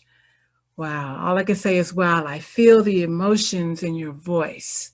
That was such a lovely rendition of Blackbird by Nia Simone and Herb Sacher. I think we can all agree that you are on your purpose. You are on your path to greatness. And we are so appreciative and we are so blessed that you have graced us with your beautiful voice. I just want to say thank you again, Bentley, for sharing your gift of song with us. Thank you. Truly appreciate you. Before I speak any further, I'd like to introduce myself. I'm Claudia Noble Livingston, President and co-founder of the Friends and Stewards of AAMLO. Words cannot express how grateful and proud we are right now at this present moment. This has been another amazing event. Voices and visions of change, from passion to protest to purpose. I mean, this program has provided us with food for thought, food for our mind, body, soul, and spirit. Each and every one of our participants thus far have given us so much of themselves to make our programs a success, especially during these times when we have to go virtual and we're just doing such an amazing job. I want to say thank you, thank you, thank you. We really appreciate each and every one of you. Our Voices and Visions of Change series, From Passion to Protest to Purpose, evolved from our feelings of pain, struggle, love, light, and purpose. As friends and stewards of AAMLO, we are on our path. We are on our path to our greatness, and it's our purpose. We intentionally are doing this here, programming, to uplift our community. I just want to take a moment to say thank you once again. Thank you to the African American Museum and Library at Oakland, the Friends Stewards of AAMLO members, Friends-Stewards of AAMLO co-founders and officers, our program participants for today, Bentley Blaylark, Dr. Vera Singleton, Brianna Noble, and Rika White-Soso. Thank you for giving of your time. Thank you for sharing your gift and your wisdom. I'd like to also thank our program host, the wonderful Karen M. Roy. She has been such an eloquent host, and we're so appreciative that she was able to host again. Just so wonderful to have you as a part of our team. And Anthony, our student, our senior at Columbia University, thank you again for being our program moderator. And behind the scenes, we have Jackson Livingston. He's our audiovisual specialist and our editor. And Jelani Noble, songwriter and pianist. Behind the scenes work is tirelessly done, and it helps to pull our program together. Things that you just don't know that are done come together so nicely with the help of these wonderful, gifted people. I'd like to also give a special thank you to the Akanati Foundation for believing in the Friends-Stewards of AAMLO, for supporting us and enabling us to make this program possible. Do not get lost in a sea of despair. Be hopeful. Be optimistic. Our struggle is not the struggle of a day, a week, a month, or a year. It is the struggle of a lifetime. Never ever be afraid to make some noise and get in good trouble. Necessary trouble. Quote from Congressman John Lewis.